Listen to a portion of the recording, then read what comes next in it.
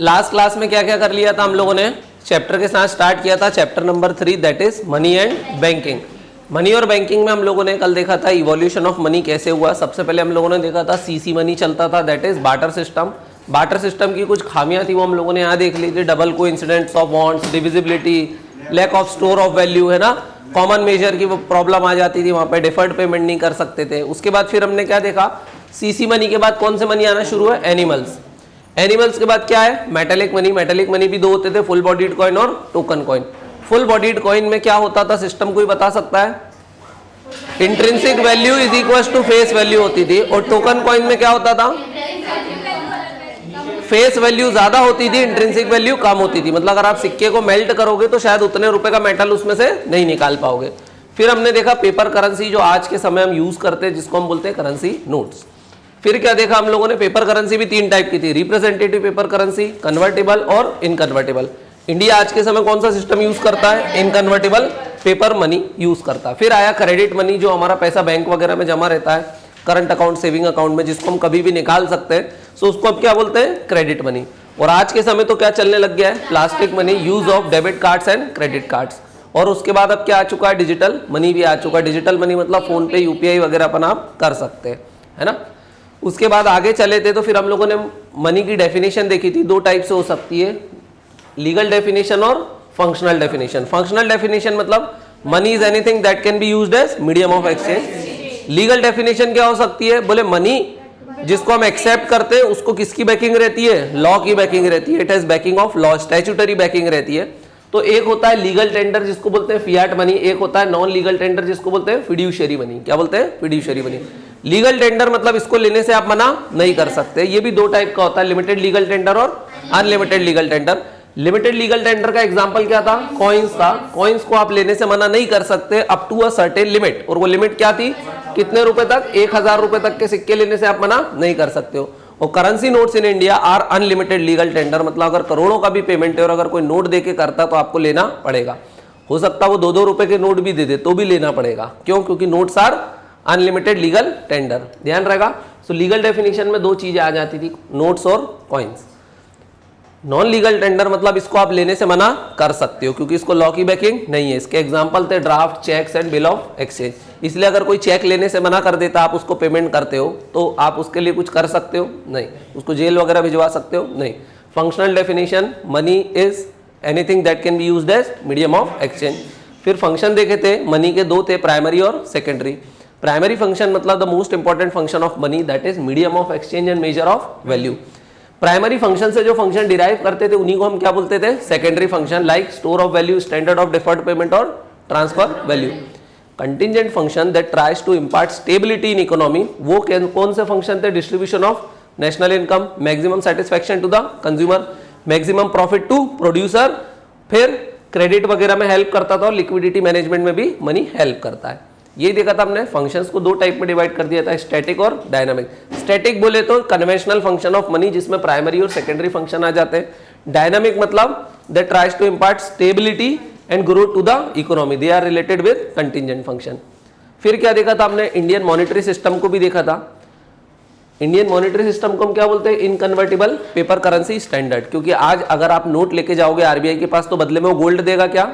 Note के बदले note मिलेंगे। 500 के बदले 100 के 5 मिल सकते हैं आपको, एक 500 का नया मिल सकता है, 200 के 2, 100 का मिल सकता है, 50 के 10, जिस फॉर्म में चाहिए। लेकिन नोट के बदले क्या मिलेगा? नोट मिलेगा केवल। Monetary system in India is controlled by RBI, क्योंकि मैंने बताया था किसी भी देश का मॉनेटरी सिस्टम वहां की कौन कंट्रोल करता है? Central bank. और इंडिया की central bank is reserve bank of India.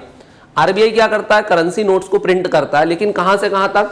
2 रुपए से लेके 2000 रुपए तक के करता है, राइट, फ्रॉम ₹2 to 2000। तो फिर 1 रुपए का नोट कौन करता है? गवर्नमेंट उसको प्रिंट करवाता है और उस पर साइन कौन करता है? Cabinet secretary. सिक्कों को कौन छापता है? गवर्नमेंट छापती है। सिक्के कितने रुपए तक के छपते हैं? 100 रुपए के भी सिक्के आते हैं, 200 रुपए के भी सिक्के आते हैं, 500 रुपए के भी सिक्के आते हैं। लेकिन वो सिक्के नॉन सर्कुलेटरी कॉइन्स रहते हैं। नॉन सर्कुलेटरी मतलब समझते हो? वो सर्कुलेशन में नहीं आते हैं।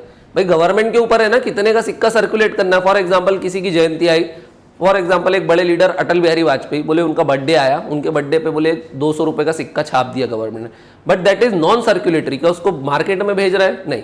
सो कॉइन भी दो टाइप के हो सकते हैं, सर्कुलेटरी और नॉन सर्कुलेटरी। जो 10 रुपए का सिक्का आपकी जेब में वो कौन सा है? सर्कुलेटरी, सर्कुलेट हो रहा है मार्केट में, बट सिंपल है ना। आरबीआई ने हमारे यहाँ पे सिस्टम तो कौन सा चलता है? इनकन्वर्टेबल पेपर करेंसी सिस्टम। फिर भी आरबीआई नोट छापता है तो कितने करोड़ रुपए की सिक्योरिटीज एक साइड रखता है in the form of gold and foreign securities? 200 crore रुपए की। लेकिन करेंसी कितनी है? अब बैठो, लेकिन करेंसी कितनी है? हम लोगों ने देखा 20 लाख करोड़ की करेंसी अराउंड सर्कुलेशन में है इस समय मार्केट में, है ना। 1 रुपए का नोट और कॉइन्स को कौन छापता है? मिंटेड तो आरबीआई करता है, लेकिन on the behalf of government. फिर हम लोगों ने नेक्स्ट टॉपिक देखा था कल, मनी सप्लाई, कि आरबीआई को पता होना चाहिए कि जो 20 लाख करोड़ के नोट छाप दिए कहाँ किसकी जेब में कितना पैसा है, ताकि वो पता कर सके कि मार्केट में कितनी लिक्विडिटी है। और लिक्विडिटी से ही क्या डिसाइड होता है? बोलो, इन्फ्लेशन। फॉर एग्जाम्पल, आपने आपका सारा पैसा था आपके पास, लेकिन आपने घर के फॉर्म में इन्वेस्ट कर दिया है, तो आपने घर खरीद लिया है। सब आप घर को इतनी जल्दी बेच के कुछ और चीजें खरीदोगे कि, तो आरबीआई को पता रहता है। या फिर आपने हो सकता है सेविंग के फॉर्म में उसको एफडी या आरडी में पैसा डाल दिया, तो आरबीआई को पता है पैसे को अभी आप यूज नहीं करने वाले हो, तो इन्फ्लेशन की प्रॉब्लम नहीं आएगी। सो आरबीआई 4 मेजर्स तो उसको मेजर करता है, M1, M2, M3, M4। M1 और M2 को क्या बोलते हैं हम? नैरो मनी, क्योंकि यहाँ पर टाइम डिपॉजिट्स नहीं होते हैं। M3, M4 को हम क्या बोलते हैं? ब्रॉड या फिर मॉडर्न मनी, क्योंकि यहाँ पर टाइम डिपॉजिट्स होते हैं। फिर उसके बाद हमने एक कॉन्सेप्ट देखा था मनी मल्टीप्लायर, और मनी मल्टीप्लायर किससे इनवर्सली प्रोपोर्शनल रहता है? Legal reserve ratio. And what is LRR? It is the summation of CRR plus SLR, है ना। इतना पैसा बैंक जो डिपॉजिट में आया उतने परसेंट को घुमा नहीं सकती है, और इसका हमने कल फॉर्मूला ब्लैंक स्लाइड पे प्रॉपर तरीके से देख लिया था, राइट। फिर कल हम लोगों ने बैंकिंग को देखा था कि कमर्शियल बैंक क्या होते हैं, मनी क्रिएशन कैसे करते हैं। सो हमने बैंक की डेफिनेशन देखी थी। बैंक वो एंटिटी होता है जो 2 फंक्शन परफॉर्म करता है, deposit taking and lending activity. अगर दोनों फंक्शन परफॉर्म कर रहा है तो बोलेंगे बैंक, और अगर सिर्फ एक फंक्शन परफॉर्म कर रहा है, या तो डिपॉजिट देता है या लेंडिंग करता है, तो फिर क्या बोलेंगे? नॉन बैंकिंग फाइनेंशियल इंस्टीट्यूशन या नॉन बैंकिंग फाइनेंशियल कंपनी। इसका एग्जाम्पल देखा था post office, LIC, Manappuram gold loan. Commercial bank क्या होते हैं? They perform both deposit and lending activity. अच्छा, डिपॉजिट पे जो बैंक आपको इंटरेस्ट देता है प्लस लेंडिंग पे जो लोगों से इंटरेस्ट लेता है, उसके बीच के डिफरेंस को क्या बोला था? Spread. Spread is not the profit. Spread में से प्रॉफिट निकलेगा कैसे? जब बैंक के सारे एक्सपेंडिचर आप घटा दोगे तो जो बचेगा वो क्या हो जाएगा? प्रॉफिट। और बैंक का ऑब्जेक्टिव क्या होता है? To earn profit. बैंक का ऑब्जेक्टिव क्या है? That is to earn profit. कोई भी कमर्शियल बैंक का ऑब्जेक्टिव क्या है? To maximise profit. अच्छा, बैंक, ये कमर्शियल बैंक सेंट्रल बैंक से अलग होते हैं क्या? हाँ, सेंट्रल बैंक का ऑब्जेक्टिव होता है वेलफेयर ऑफ द इकोनॉमी, है ना, और कमर्शियल बैंक का एक ही ऑब्जेक्टिव होता है, that is to earn profit. ये देखा था हम लोगों ने। यहां पर कल हमने शायद छोड़ दिया था, बोल सकते हैं यही छोड़ा था कल। हाँ, तो यहां से शुरुआत करते हैं। इसके बाद हम देखेंगे कि इन्फ्लेशन से आरबीआई कैसे लड़ता है, उसके पास कौन कौन से हथियार है जिसके थ्रू वो किससे लड़ता है? इन्फ्लेशन से। इन्फ्लेशन में हमने बहुत सारी चीजें कर चुके हैं, अगर अभी तक पता हो तो। WPI, CPI देखा, उनके बास्केट देखे, उनके ट्रेंड देखे, हेडलाइन, कोर, फ्यूल, सारी चीजें देखी, राइट। वोलाटिलिटी कैसी रहती है, किस पे आरबीआई का बस चलता है, किस पे बस नहीं चलता है। अभी थोड़ी देर बाद देखेंगे आज की क्लास में कि जिस पे आरबीआई का बस चलता है कि वो इन्फ्लेशन को कंट्रोल करेगा कैसे, राइट। बट उसके पहले अपन क्या देख लेते हैं? Functions of commercial bank. Commercial bank के 2 फंक्शन है। क्या क्या फंक्शन है? डिपॉजिट लेना प्लस लेंडिंग करना, यही 2 फंक्शन है उसके। हाँ, अब अगर कमर्शियल बैंक का कोई एग्जांपल बोलो। SBI, बैंक ऑफ इंडिया, है ना, पंजाब नेशनल बैंक, फिर HDFC, ICICI, ये सारे कौन से बैंक हैं? कमर्शियल बैंक है ना, जिनसे हम लोग डे टू डे लाइफ में डील करते हैं। जिससे कौन डील करता है? हम लोग डील करते हैं ना। हाँ, अब अगर मान लो बैंक के तो 2 ही फंक्शन है, बोले या तो वो क्या कर सकता है? डिपॉजिट ले सकता है, या तो वो क्या कर सकता है? लोन दे सकता है ना। यही 2 काम है उसके। बोले डिपॉजिट लेगा तो कैसे लेगा बैंक? अगर आपसे उसको डिपॉजिट लेना है तो कैसे लेना है? तो उसके कुछ तरीके हैं। उसके 2 तरीके हैं। एक ले सकता है वो in the form of demand deposits. किसके फॉर्म में ले सकता है? Demand deposits. और दूसरा तरीका होता है दैट इज टाइम डिपॉजिट्स। दूसरा तरीका क्या होता है? Time deposits. अच्छा, ये हम लोगों ने कल भी थोड़ा थोड़ा ब्रीफ तो देख ही लिया था। What is demand deposits? Demand deposit में अगर आपने बैंक में पैसा डाला है तो आप उस पैसे को कभी भी विड्रॉ कर सकते हो। यही होता है, जो आपके सेविंग अकाउंट में पैसा पड़ा हुआ है उसको आप क्या करते हो? कभी भी जाके निकाल लेते हो।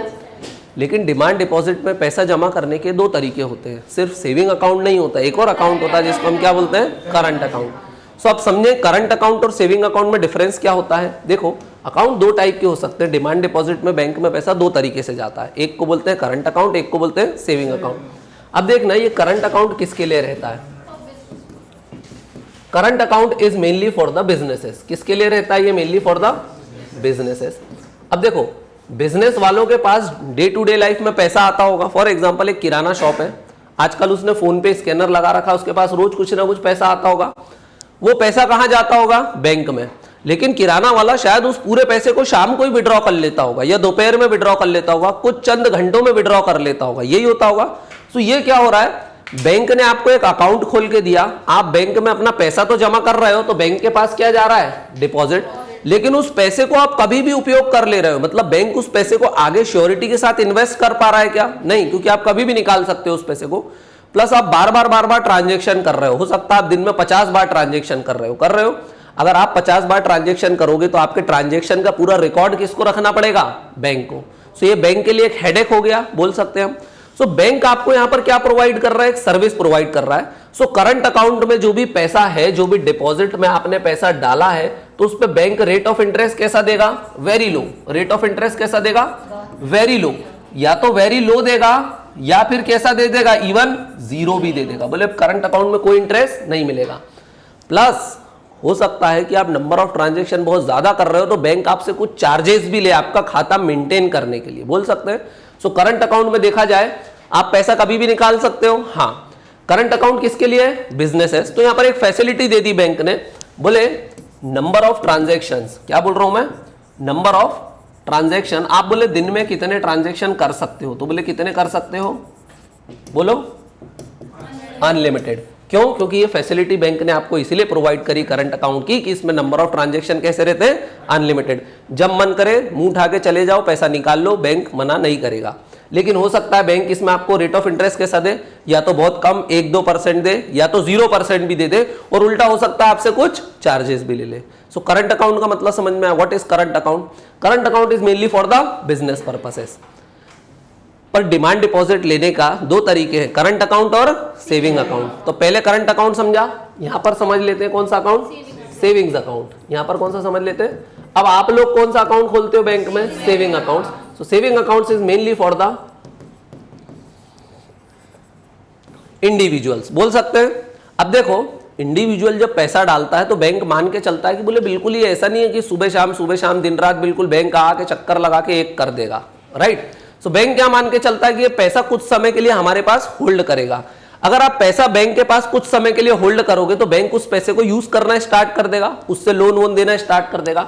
लेकिन वो पैसा आप कभी भी निकाल सकते हो बिना बैंक को बताए, बोल सकता हूं मैं।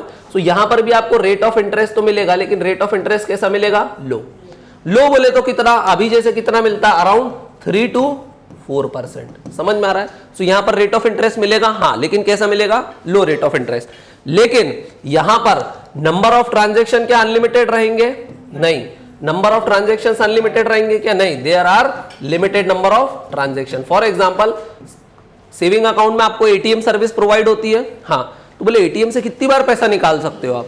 3 बार या 5 बार। उसके बाद निकालोगे तो फिर बैंक आपको क्या करेगा? चार्ज करना स्टार्ट कर देगा। सो सेविंग अकाउंट और करंट अकाउंट में डिफरेंस समझ में आया? देखो करंट अकाउंट में रेट ऑफ इंटरेस्ट कैसा है? Very low. यहां पर कैसा है? लो। बोले सेविंग अकाउंट में भी कम इंटरेस्ट मिलता है लेकिन करंट अकाउंट से ज्यादा मिलता है। लेकिन करंट अकाउंट का फायदा क्या? नंबर ऑफ ट्रांजैक्शन कैसे है? अनलिमिटेड। और यहां पर कैसे है? Limited number of transaction. अगर उसकी लिमिट क्रॉस करोगे तो फिर आपको बैंक क्या करना शुरू कर देगा? चार्ज करना शुरू कर देगा। समझ में आया? सो डिमांड डिपॉजिट के दो तरीके थे, करंट अकाउंट और सेविंग्स अकाउंट। सो देखो डिमांड डिपॉजिट में करंट अकाउंट बता दिया मैंने और सेविंग अकाउंट बता दिया। समझ में आया? सो हमने देखा बैंक को पैसे लेने के दो तरीके थे, डिमांड डिपॉजिट्स और टाइम डिपॉजिट्स। तो डिमांड डिपॉजिट समझ में आ गया, करंट अकाउंट, सेविंग अकाउंट, जिसको बोलते हैं कासा। क्या बोलते हैं? कासा। इजी है। अब दूसरा देख लेते हैं टाइम डिपॉजिट। टाइम डिपॉजिट मतलब एक समय के लिए आप, एक टाइम पीरियड के लिए आप अपना पैसा बैंक में क्या कर रहे हो? लॉक कर रहे हो। तो जिसको हम क्या बोलते हैं? Time deposit. बोले टाइम डिपॉजिट दो हो सकते हैं, एफडी और आरडी। एफडी बोले तो फिक्स डिपॉजिट। कितना मतलब क्या होता है? Fix deposit. अब देखते हैं फिक्स डिपॉजिट का मतलब क्या होता है। पहले एफडी देख लेते हैं, फिर उसमें आरडी देख लेंगे और दोनों के बीच में डिफरेंस देख लेंगे। फिक्स डिपॉजिट में आप क्या करते हो? यूजुअली 5,000 रुपए से ज्यादा, इसकी कोई एक फिक्स डेफिनेशन नहीं है, लेकिन बैंक मानता है कि अगर आप 5,000 रुपए से ज्यादा कर रहे हो तो आप बैंक में क्या बना सकते हो? एफडी। मान लो आपके पास कुछ पैसा है, कितना पैसा है, 50,000 रुपए। अब ये 50,000 रुपए आपको सेव करना है, तो बोले अब आपके पास 2-3 तरीके हैं, या तो आप उसको करंट अकाउंट में डाल लो, अपने करंट अकाउंट बना के, लेकिन करंट अकाउंट में रेट ऑफ इंटरेस्ट कैसा रहता है, अराउंड 0। सेविंग अकाउंट में डालोगे तो रेट ऑफ इंटरेस्ट कितना मिलेगा, बहुत कम, 3 से 4%। लेकिन आपके पास ये पैसा और आपको पता है ये लंबे समय रहने वाला है, मैं इसको लॉन्ग टर्म, बोले बच्चे की शादी के लिए प्लान कर रहा हूं, so it is better to deposit in fixed deposit. Fixed deposit में क्या होगा, आप बैंक को प्रॉमिस करोगे कि भाई 6 महीने से लेकर 5 साल तक के बीच, 6 महीने से लेकर 5 साल के बीच, फॉर एग्जांपल आपने कितने साल की करी, 3 साल की। आपने कितने साल की एफडी बनाई, 3 साल की। अगर आपने 3 साल की बैंक में एफडी बनाई, सो बैंक श्योर हो गया कि अब 50,000 आप 3 साल के पहले निकालोगे क्या, नहीं। और अगर निकाला तो फिर बैंक इस पर रेट ऑफ इंटरेस्ट को क्या कर देगा, कम, प्लस पेनाल्टी भी लगाएगा। लेकिन चूंकि एफडी में आपने पैसा 3 साल के लिए लॉक कर दिया, अब आप बीच में पैसा निकाल सकते हो क्या, नहीं। एटीएम से पैसा निकाल सकते हो क्या, नहीं। इसके लिए बैंक जाके एफडी को तोड़वाना पड़ेगी। चूंकि यहां पर बैंक के पास एक श्योरिटी है कि लंबे समय तक पैसा मेरे पास रहेगा, तो वो उसको बिल्कुल धड़ल्ले से आगे बढ़ाएगा, घुमाएगा, लोन देगा। सो इस पे हाईएस्ट रेट ऑफ इंटरेस्ट मिलता है। क्या मिलता है, बोलो, हाईएस्ट रेट ऑफ इंटरेस्ट। और कितना मिलता है, डिपेंड करता है, अभी कितना चल रहा है, 7 to 8%। कितना चल रहा है, 7 to 8%। देखोगे तो सेविंग अकाउंट से डायरेक्टली डबल इंटरेस्ट मिल रहा है। क्यों मिल रहा है, क्योंकि बैंक को श्योरिटी है कि 50,000 में आराम से यूज कर सकता हूं। एफडी में एक प्रॉब्लम थी कि इसमें बड़े पैसे की जरूरत पड़ती है, देखा, 5,000 से ऊपर ही होना पैसा, फिर उसके बाद कोई लिमिट नहीं, 50,000, 1 लाख, 2 लाख, 1 करोड़, 2 करोड़, 10 करोड़, जितना पैसा हो बैंक बोलेगा ले आओ। क्यों, क्योंकि बैंक को तो पैसे का भूखा है, वो आपके पैसे को लोन में घुमा देगा और बीच में फिर क्या कमाएगा, स्प्रेड, और फिर प्रॉफिट ऑफिट भी अर्न करेगा। एक तरीका था एफडी। बट जो लोग गरीब हैं, क्या वो इकट्ठे 50,000 या 1 लाख डाल सकते हैं, नहीं। सो एक और तरीका होता है बैंक के पास पैसा डालने का, उसको हम क्या बोलते हैं, आरडी। क्या बोलते हैं, रिकरिंग डिपॉजिट्स। क्या बोलते हैं, रिकरिंग डिपॉजिट्स या फिर आरडी। अब आरडी में क्या होता है, देखो, आरडी में भी आप बैंक को प्रॉमिस करते हो, बोले आरडी कितने साल की चलाना है, तो मैंने बोला भाई कितने साल की आरडी चलाना चाहता हूं मैं, 2 साल की आरडी। पर बोले मैं पैसा एक साथ नहीं दे सकता हूं आपको, तो मैं हर मंथ क्या करूंगा, मंथली में आपको कितना पैसा दूंगा, बोले।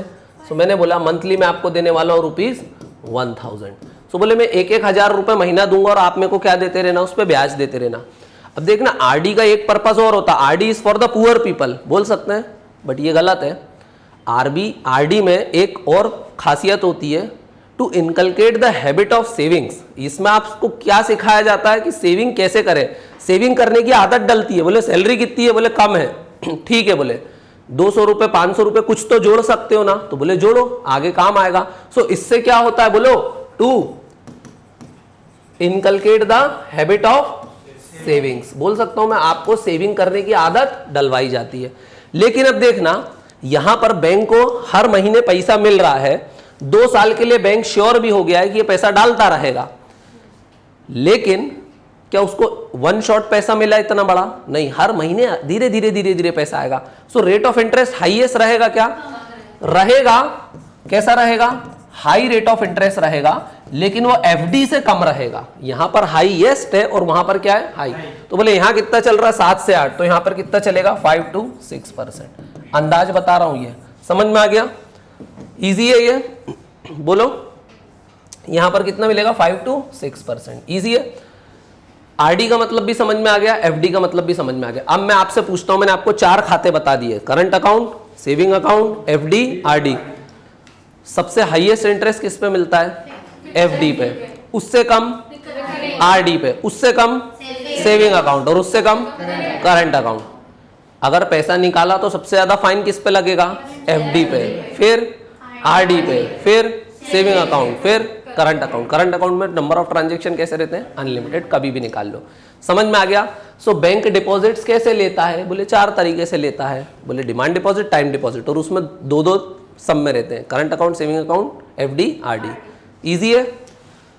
अब बोले अगर बैंक ने पैसा ले लिया है, सो बैंक अपने पास पैसा रखेगा क्या, एक सिंपल रूल होता है, वो रूल है idle money is equals to loss making. क्या बोल रहा हूं मैं, idle money is equals to loss making. अगर पैसा कैसा है आपके पास, बैंक में खाते में खाली पड़ा हुआ है, इसका मतलब बैंक उस पैसे से क्या कर रहा है, लॉस कर रहा है। क्यों, मान लो मैंने 50,000 की एफडी बनाई, मैंने आज की तारीख में बनाई। आज तारीख कौन सी है? 21 अक्टूबर 2023। अगर मैंने आज पैसा डाला तो मेरे को बैंक ब्याज देना आज से ही शुरू कर देगा, है ना। अगर मैंने आज पैसा डाला तो बैंक मेरे को आज से ही क्या शुरू कर देगा? ब्याज देना शुरू कर देगा। लेकिन अगर बैंक ने उस पैसे को जल्दी से लोन में नहीं घुमाया तो बैंक को तो मुझे ब्याज देना पड़ रहा है, लेकिन उसके पास कुछ आ रहा है क्या? नहीं। सो बैंक के पास अगर पैसा खाली पड़ा है तो वो क्या कर रहा है? एक्चुअली लॉस कर रहा है। सो बैंक कोशिश करता है कि जैसे ही पैसा आए तुरंत के तुरंत हम उसको किस में घुमा दे? लोन में घुमा दे। समझ में आया? सो बैंक अब क्या करेगा? Lending money. लेंडिंग मनी बोले तो क्या करने की कोशिश करेगा? Loans and advances. So loan कैसे देगा बैंक, अब अपन वो समझते हैं। अब लोन देने के कई तरीके होते हैं बैंक के पास, वो समझ लो। यहां पर बैंक लोन कैसे देता है, यहां पर कुछ लिखा हुआ है, overdraft, cash credit, loans and advances, discounting of bill of exchange. बोले बैंक कैसे कैसे आपको लोन दे सकता है। सबसे पहला तरीका किसके लिए है? क्या है? बोले ओवरड्राफ्ट, जिसको हम क्या बोलते हैं? OD limit. क्या बोलते हैं? ओडी। लेते रहते हैं ना सब लोग, अपन भी लेते रहते हैं ओडी। ओडी क्या होता है? For example you are a regular customer of bank. आप क्या हो? बैंक के रेगुलर कस्टमर हो। बैंक आपके नंबर ऑफ ट्रांजैक्शन देखता है, बोले कभी 50,000 आया, कभी 1 लाख आया। बोले मतलब इसके खाते में रोज 50,000 1 लाख आते हैं और 50,000 1 लाख जाते भी हैं। आप बैंक के पुराने कस्टमर हो, बैंक को आपके ऊपर अब ट्रस्ट हो गया है, बोल सकते हैं। लेकिन बैंक ये देखता है कि कुछ पैसा आता है और कुछ पैसा जाता है, मतलब आप रेगुलर ट्रांजैक्शन घुमाते हो, है ना। तो बैंक आपको एक फैसिलिटी दे देता है, दैट इज ओवरड्राफ्ट। ओवरड्राफ्ट का मतलब होता है, फॉर एग्जांपल आपके खाते में पैसे नहीं है तब भी बैंक ने आपको एक ओडी दे दी। ओडी कितने रुपए की दे दी? बोले 1 लाख रुपए की। इसका मतलब क्या है कि अगर आपके बैंक में खाते में 0 रुपए भी हो गए तो भी आप ऊपर कितने रुपए यूज कर सकते हो? 1 लाख। आपके पैसे जमा है क्या बैंक में? नहीं। भर भी बैंक ने क्या बोला कि ओडी के रूप में आपको कितने की फैसिलिटी दे रखी है? 1 लाख। बोले 1 लाख तक पैसा नहीं हो तब भी आप चेक दे देना, हम क्लियर कर देंगे हमारी तरफ से। ओडी तो दी, लेकिन बदले में उससे कुछ रखवाया क्या गिरवी? कुछ कोलेट्रल वोलेट्रल रखवाया क्या कि रख के जाओ भाग जाओगे? नहीं। ओडी क्यों दी बैंक ने? Because bank have trust on the customer. ये किसके लिए दी? ट्रस्ट। सो ट्रस्ट में कोलेट्रल की जरूरत पड़ी क्या? बोलो नो कोलेट्रल इज रिक्वायर्ड, बोल सकते हैं हम यहां पर। अच्छा लेकिन देखना, अगर आपने ओडी ली इसका मतलब आपने बैंक का पैसा यूज किया। यूज करोगे तो बैंक आप पे क्या चार्ज करेगा? इंटरेस्ट चार्ज करेगा। लेकिन इंटरेस्ट कितने पैसे पे चार्ज करेगा? फॉर एग्जांपल आपकी लिमिट थी 1 लाख की, लेकिन आपने पूरे 1 लाख यूज नहीं करे, आपने सामने वाले को कितने एक्स्ट्रा पैसे दे दिए? For example 30,000 rupees. कितने दे दिए? 30,000। अब मान लो ओडी पे बैंक कितना इंटरेस्ट चार्ज करना चाहता है? 5%। कितना करना चाहता है? 5%। 5 कम हो गया क्या? 10 कर देते हैं इसको, ठीक है। कितना कर देते हैं? 10% बैंक क्या करेगा? इंटरेस्ट चार्ज करेगा। लेकिन आपने 1 लाख में से सिर्फ कितने रुपए निकाले? 30,000। सो बैंक आपसे सिर्फ 30,000 पे क्या लेगा?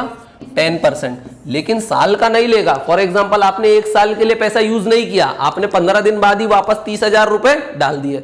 सो इंटरेस्ट किस पे चार्ज होगा? On the amount withdrawal and for the period withdrawal. बोल सकते हैं आपने पैसा 10% तो साल का ब्याज है, तो आपने 15 दिन के लिए पैसा यूज करा तो बैंक 1 साल का ब्याज लेगा क्या आपसे? नहीं। फॉर एग्जांपल अगर आपने 15 डेज के लिए पैसा यूज करा, सो 15 डेज पे क्या लगाएगा बैंक? आपको इंटरेस्ट लगाएगा। समझ में आ गया? इजी था। What is this? Overdraft. Overdraft is a limit given by bank to trusted customers where no collateral is required and interest is charged on the amount withdrawal. बोल सकते हैं जितना पैसा निकाला सिर्फ उसी पे क्या लगेगा? इंटरेस्ट लगेगा। और 15 दिन के लिए निकाला तो 15 दिन के लिए लगेगा, 1 महीने के लिए निकाला तो 1 महीने के लिए लगा। तो ओडी देखा जाए तो बहुत अच्छा लोन है कस्टमर्स के लिए, बोल सकते हैं। कोलेट्रल वोलेट्रल भी नहीं रखना पड़ा कुछ, है ना। कस्टमर भाग गया तो, अगर कोई चीज गिरवी नहीं रखी है, कस्टमर भाग गया तो फिर बैंक क्या करेगा? रिकवरी करने की कोशिश करेगा। और नहीं कर पाया तो समटाइम बैंक कैन इनकर लॉसेज ऑल्सो। समझ में आ गया? दूसरा तरीका है कैश क्रेडिट। दूसरा तरीका क्या है? बोलो क्या है? Cash credit. बोले कैश क्रेडिट भी बिल्कुल ओडी जैसा ही होता है। कैश क्रेडिट किसके जैसा है? ओडी जैसा। बस यहां पर बैंक को आप पे भरोसा नहीं है, बोले आप भाग जाओगे पैसा लेके। अगर भाग जाओगे, भरोसा नहीं है, तो बैंक क्या बोलेगा? कुछ ना कुछ बोले चाहिए ना, ओडी लिमिट दे रहे, बोले 10 लाख की दे रहे, पर आप क्या करो? हमारे पास एक कोलेट्रल रखवा दो। कोलेट्रल में क्या रखवा सकते हो? बोले गोल्ड है घर में मम्मी का, वही ले आओ, चल जाएगा। नहीं तो अपना घर रखवा दो कि इन केस अगर आप पैसा लेके भाग गए तो हम आपका क्या करेंगे? घर सीज कर लेंगे। समझ में आ गया? अगेन डिफरेंस बस ये था कि यहां पर कोलेट्रल की जरूरत नहीं थी और यहां पर कोलेट्रल की जरूरत है। अगर मान लो आपको बैंक ने कैश क्रेडिट में लिमिट दे दी कितने रुपए की इस बार, चूंकि घर रखा है तो बोले जाओ 10 लाख तक पैसा एक्स्ट्रा विड्रॉ कर लेना। आपने पूरे 10 लाख विड्रॉ नहीं करे, आपने सिर्फ कितने विड्रॉ करे 2 लाख रुपए। सो अगर आपने 2 लाख रुपए विड्रॉ करे हैं या 1 लाख रुपए विड्रॉ करे हैं तो इंटरेस्ट सिर्फ किस पे लगेगा, ऑन द अमाउंट विड्रॉल। और कितने समय के लिए लगेगा, जितने समय के लिए आपने पैसा यूज करा है। सो ओडी और कैश क्रेडिट में ज्यादा डिफरेंस नहीं होता है। The main difference is OD में कोलेटरल की जरूरत नहीं है और कैश क्रेडिट में कोलेटरल की जरूरत है। समझ में आ गया, इजी था ये। सो पहला क्या था, ओवरड्राफ्ट, दूसरा क्या था, कैश क्रेडिट। तीसरा देखें, तीसरा क्या है, लोन्स एंड एडवांसेस। अब लोन का मतलब क्या होता है, व्हाट इज दिस लोन। देखो ओडी में या कैश क्रेडिट में आपको एक लिमिट मिली, बोला क्या मिली, एक लिमिट मिली। लिमिट दी बोले 10 लाख की, 5 लाख की, 1 लाख की। आपने उस पूरे पैसे को यूज किया, चाहते तो आप कर सकते थे, मगर आपने 50,000 ही यूज करा। अगर 50,000 यूज करा तो ब्याज किस पे लगा, सिर्फ 50,000 पे। लेकिन लोन का मतलब क्या है, लोन में बैंक आपको क्या करता है, लमसम पैसा दे देता है। क्या कर देता है, लमसम पैसा दे देता है। बोले आपने बैंक के पास गए, बोले मुझे लोन चाहिए, तो बैंक बोलेगा ठीक है लोन दे देते हैं। सबसे पहले आप क्या रख दो,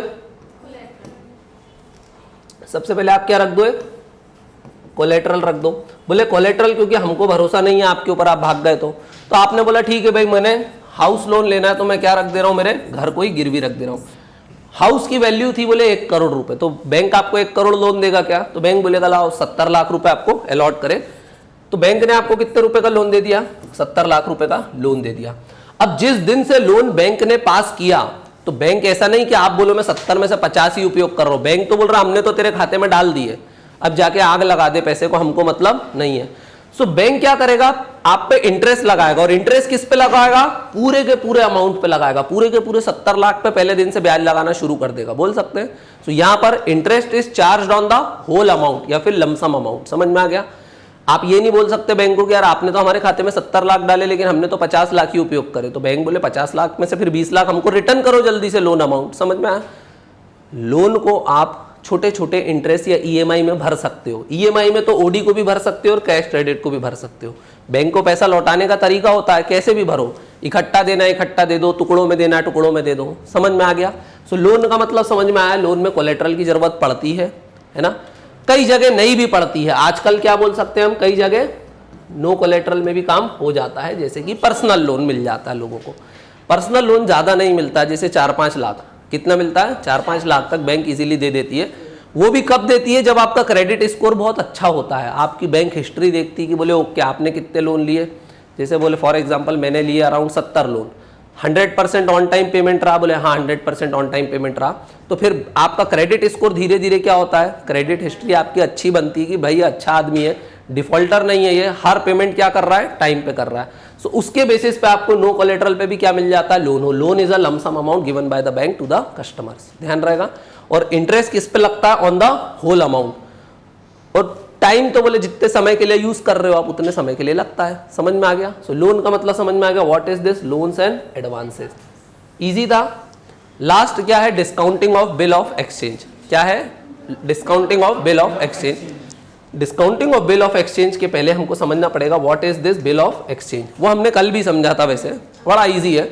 देखो लोन लेना है तो बैंक को किसी ना किसी चीज की गिरवी की जरूरत पड़ती है, बोल सकते हैं। ओडी को छोड़ दो तो बाकी सब जगह बैंक कुछ ना कुछ मांग रहा है, अदरवाइज वो ज्यादा पैसा लोन में देता है क्या, नहीं।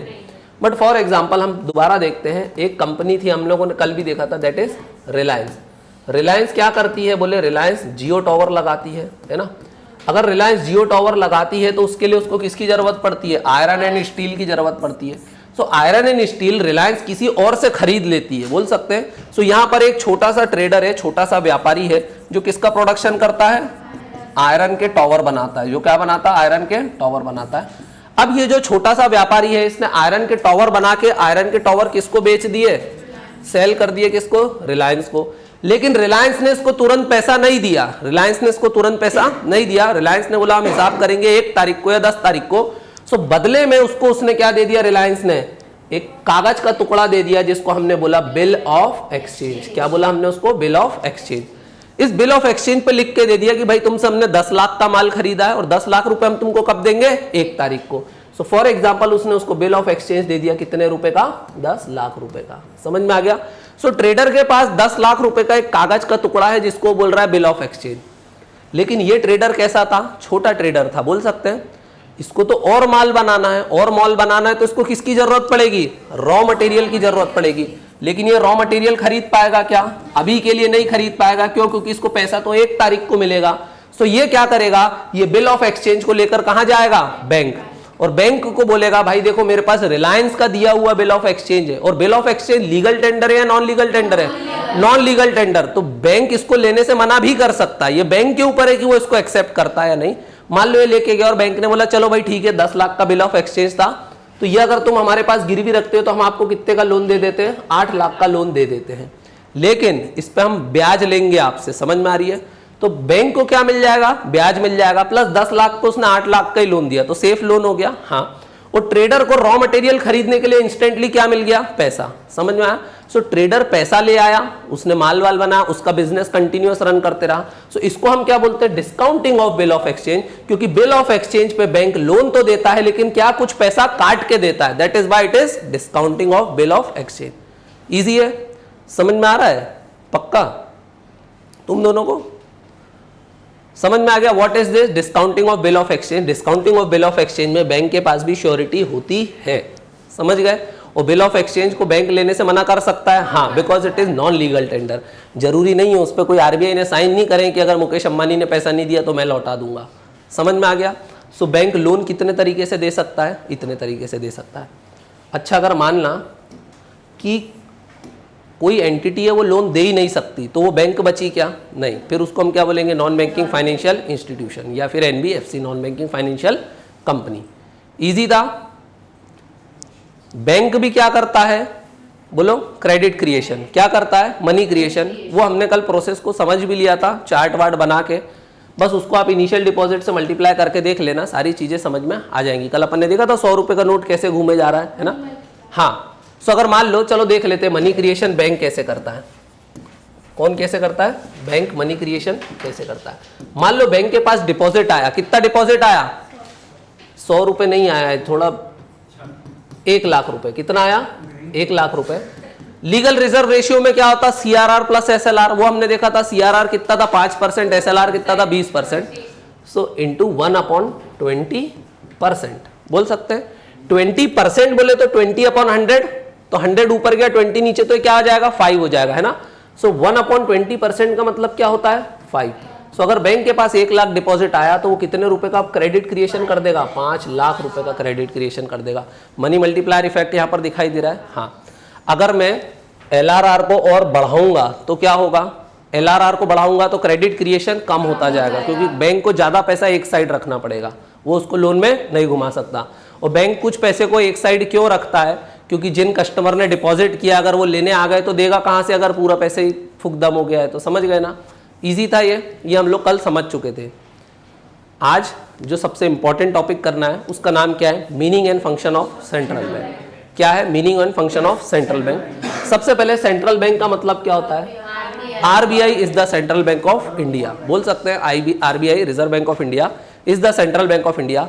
उसके कुछ फंक्शंस वगैरह होते हैं, उसको भी समझेंगे, बट पहले सबसे पहले आरबीआई का फंक्शन समझे, उसका मीनिंग समझे। कमर्शियल बैंक का एक मकसद होता था, वो क्या होता था? Profit maximisation. लेकिन अब आरबीआई का समझे, सेंट्रल बैंक का फंक्शन समझे, तो ये क्या करती है? It operates, controls, directs and regulates the monetary and financial system of country. इसका काम क्या होता है?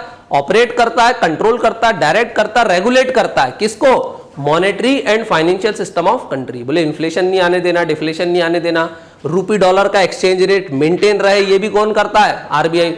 Balance of payment chapter number 6 में समझेंगे क्या होता है, उसका पूरा रिकॉर्ड भी कौन बनाता है? आरबीआई। कितना डॉलर आया, कितना डॉलर गया, कितने रुपए आए, कितने रुपए गए, कितने लोग इन्वेस्टमेंट कर रहे हैं, कितने लोग लेके जा रहे हैं, फॉरेन डायरेक्ट इन्वेस्टमेंट कितना आ रहा है, फॉरेन इंस्टीट्यूशनल इन्वेस्टमेंट कितना आ रहा है, ये सबका हिसाब कौन रखता है? आरबीआई। किसका बजा? तुम्हारा। ले आना कल चॉकलेट्स, ठीक है? आज ही ले आना क्लास के बाद, 15 मिनट का ब्रेक में तुम रोज जाती हो वैसे भी भागते हुए, तो आज ही ले आना। अभी सुनो, आरबीआई का मतलब समझ में आया, उसका काम क्या है? Monetary and financial system of the country को ऑपरेट करना। ध्यान रखना, आरबीआई में आप जाके आप बोलो मेरे पास 1 लाख की एफडी खुलवाना है, तो क्या आप आरबीआई जा सकते हो? आरबीआई भगा देगा चाटा मार के कि बोले उसके लिए एसबीआई खोला तो वहां क्यों नहीं जा रहा है? सो it is not engaged in ordinary banking activities. वो ऑर्डिनरी बैंकिंग एक्टिविटी करता है कि आपको लोन लेना तो आप आरबीआई जाओगे क्या? आरबीआई गवर्नर हंसेगा कि पागल एसबीआई वाले क्या करेंगे फिर? तो ये ऑर्डिनरी बैंकिंग एक्टिविटी करता है क्या? नहीं। तो बोले फिर ये करता क्या है? बोले इसके फंक्शंस अब अपन देखें। तो बोले what are the functions of RBI? RBI मतलब बोले central bank of India. RBI is the central bank. तो बोले सबसे पहले तो ये क्या करता है? Bank of issue. बोले क्या इशू करता है? Currency notes. बोले करेंसी कौन इशू करता है? It is the RBI, reserve bank of India. वो सब हिसाब किताब करके क्या करता है? करेंसी के नोट्स छापता है और इशू करता है। दूसरा वो क्या करता है? Credit control. बोले वो इन्फ्लेशन से भी लड़ता है और वो डिफ्लेशन से भी लड़ता है। अच्छा, डिफ्लेशन मतलब क्या होता है गजेन? मंदी वाला है, सिचुएशन ना आने पाए। मंदी आती तो हमने देखा बेरोजगारी बढ़ जाती है। सो वो इन्फ्लेशन से भी लड़ता है, वो डिफ्लेशन से भी लड़ता है। अभी कैसे लड़ता है वो अपन कब देखेंगे? 10 मिनट के बाद समझ में। अभी देखेंगे कैसे लड़ेगा, उसके हथियार कौन से। बड़ा इंपॉर्टेंट है। सबसे इंपॉर्टेंट टॉपिक क्या है? Credit control policy of reserve bank of India. फिर तीसरा लिखा it is banker to the government. Banker to the government का मतलब क्या है? देखो हम लोग कमर्शियल बैंक के साथ कैसा बिहेवियर रखते हैं? एक्स्ट्रा पैसा है तो जाके जमा कर दिया, लोन चाहिए तो जाके ले लिया। तो जो काम हम कमर्शियल बैंक के साथ करते हैं वही काम गवर्नमेंट किसके साथ करता है? आरबीआई। सो गवर्नमेंट अपने पैसे को डिपॉजिट कहाँ करता है? आरबीआई के पास। गवर्नमेंट को लोन की जरूरत है तो किससे लेगी? आरबीआई से। समझ में आ गया? सो जो काम हम कमर्शियल बैंक से करते हैं वही काम गवर्नमेंट किसके साथ करती है? आरबीआई के साथ। It is banker to the banks. देखो अगर बैंक के पास ज्यादा पैसा है और अगर हर पैसा लोन में घुमा दिया है, जरूरी है क्या? 100 रुपए डिपॉजिट आए तो क्या वो पूरे पैसे घुमा पाएगा लोन में एक ही दिन में? नहीं। लेकिन उसको तो एक एक दिन में करोड़ों रुपए पे ब्याज देना पड़ता होगा। सो वो एक दिन भी वेस्ट नहीं करता। बोले अगर आज के आज लोन नहीं गया तो उस पैसे को कहां डिपॉजिट कर देता है? आरबीआई। और अगर आरबीआई में पैसा डिपॉजिट करेगा तो आरबीआई से बैंक क्या लेंगे? ब्याज लेंगे।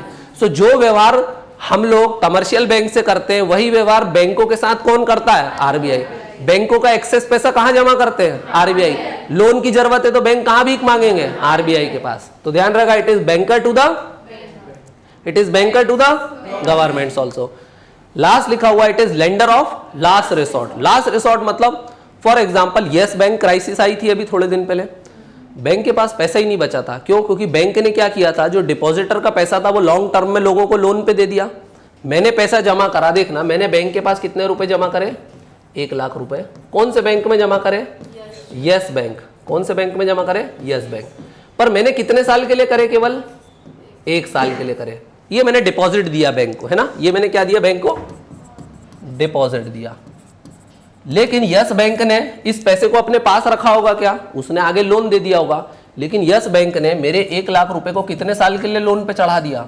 10 साल के लिए। कहां पर डाल दिया? लोन में। अब 1 साल बाद तो मैं चला जाऊंगा यस बैंक के पास कि लाओ मेरे 1 लाख रुपए दे दो, लेकिन उसके पास 1 लाख रुपए हैं क्या? उसके पास वो पैसा कब लौट के आएगा? 10 साल के बाद आएगा। लेकिन अभी आएगा क्या? नहीं। ये क्या हो गया? प्रॉब्लम आ गई ना बैंक के लिए। बोले बैंक ने पैसे का मिसमैनेजमेंट कर दिया। उसने ध्यान नहीं रखा कि किसको कितने साल बाद कितना पैसा लौटाना है। यही हुआ। ऐसी सिचुएशन आएगी और अगर मैं बैंक के पास गया मेरा पैसा दे दो और बैंक ने मुझे पैसा देने से बोला अभी नहीं दे सकते, तो मैं तो डर जाऊंगा और डर के मैं क्या बोलूंगा? बाप रे बैंक डूब गई। जैसे ही मैं बोलूंगा बैंक डूब गई तो हर आदमी क्या बोलेगा? हमारा पैसा भी लौटाओ। पर बैंक के पास पैसा इस समय रखा हुआ है क्या? वो तो कुछ पैसा अपने पास रखती, बाकी सारा पैसा तो लोन में घुमा देती है। सो ऐसे में तो बैंक क्या कर जाएगा? कोलैप्स कर जाएगा, उसी दिन कोलैप्स कर जाएगा। यही सिचुएशन किसके साथ आ गई? यस बैंक के साथ आ गई कि क्या हुआ? उसके पास पैसा नहीं था लोगों को देने के लिए उस समय। बाद में तो आ जाता, इस समय ऐसे में फिर ये क्या करेगा? कहीं ना कहीं से लोन लेके आएगा, क्योंकि लोगों को पैसा देना है, लोगों का ट्रस्ट बनाए रखना है।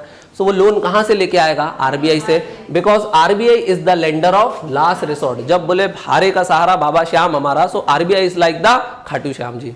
समझ में आया क्यों? जब कोई मदद नहीं करेगा तब कौन मदद करेगा? आरबीआई। आरबीआई ने मदद करी क्या यस बैंक की? हाँ।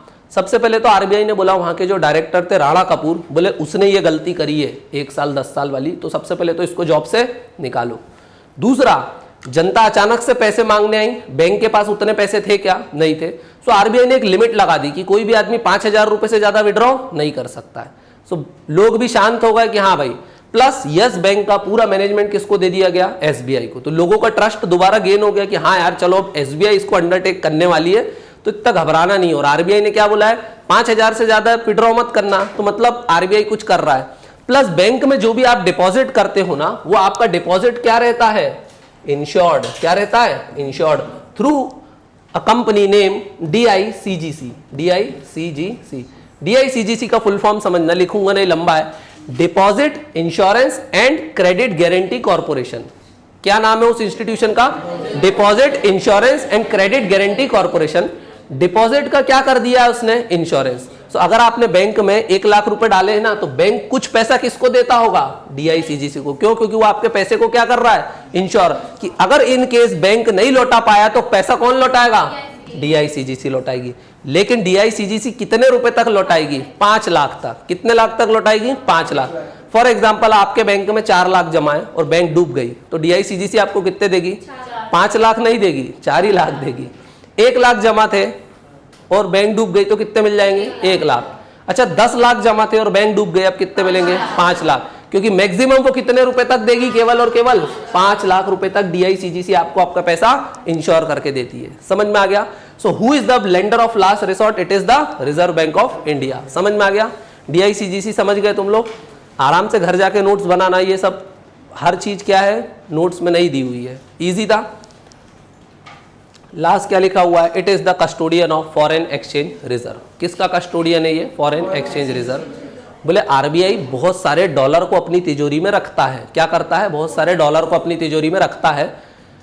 हम लोग विदेशों से क्या करते हैं, इंपोर्ट और एक्सपोर्ट करते हैं। अगर हम लोग कोई भी चीज इंपोर्ट करते हैं, इंपोर्ट मतलब बाहर से कोई चीज मंगा रहे हो, आप ऑयल मंगा रहे हो, अगर ऑयल मंगाओगे तो पेमेंट किस में करना पड़ेगा, डॉलर में। वहां रुपया नहीं चलता विदेशों में, तो बोले डॉलर में करना पड़ेगा। सो डॉलर का एक बड़ा स्टॉक मेंटेन करना पड़ेगा, और वो स्टॉक कौन मेंटेन करता है, RBI। So it is the custodian of foreign exchange reserve. अगर मान लो क्या हो, हमारे पास ये फॉरेन एक्सचेंज रिजर्व खत्म हो जाएगा, तो क्या होगा इससे बताओ, तो फिर हम इंपोर्ट कर पाएंगे क्या, नहीं। विदेशी लोग हमको ऑयल देना बंद कर देंगे। During the period of 1980s, कब का समय बोल रहा हूं मैं, during the period of 1980s। 1980s में किसकी गवर्नमेंट आई, राजीव गांधी की गवर्नमेंट आई। राजीव गांधी की गवर्नमेंट ने बहुत ज्यादा क्या किया, मिसमैनेजमेंट किया। देखो RBI के पास क्या है, foreign exchange reserve. Who is the owner of RBI, RBI का ओनर कौन है, it is the government of India. So government of India चाहे तो RBI से बोल सकती है ना कि फॉरेन एक्सचेंज रिजर्व का पैसा भी हमको दे दो, बोल सकते हैं। राजीव गांधी की गवर्नमेंट ने बहुत सारी सोशलिस्ट स्कीम्स लॉन्च करी। क्या लॉन्च करी, सोशलिस्ट स्कीम, यही फ्री वाला लाडली बहना टाइप, ये ले लो वो ले लो फलाना ढिमका, सब कुछ फ्री में, लैपटॉप कंप्यूटर जो भी बटता बोले सब फ्री में दे रहा हूं मैं। अगर वो फ्री में दे रहा है तो क्या सचमुच चीज फ्री की है, नहीं, उसके लिए कहीं ना कहीं से तो क्या लग रहा है, पैसा।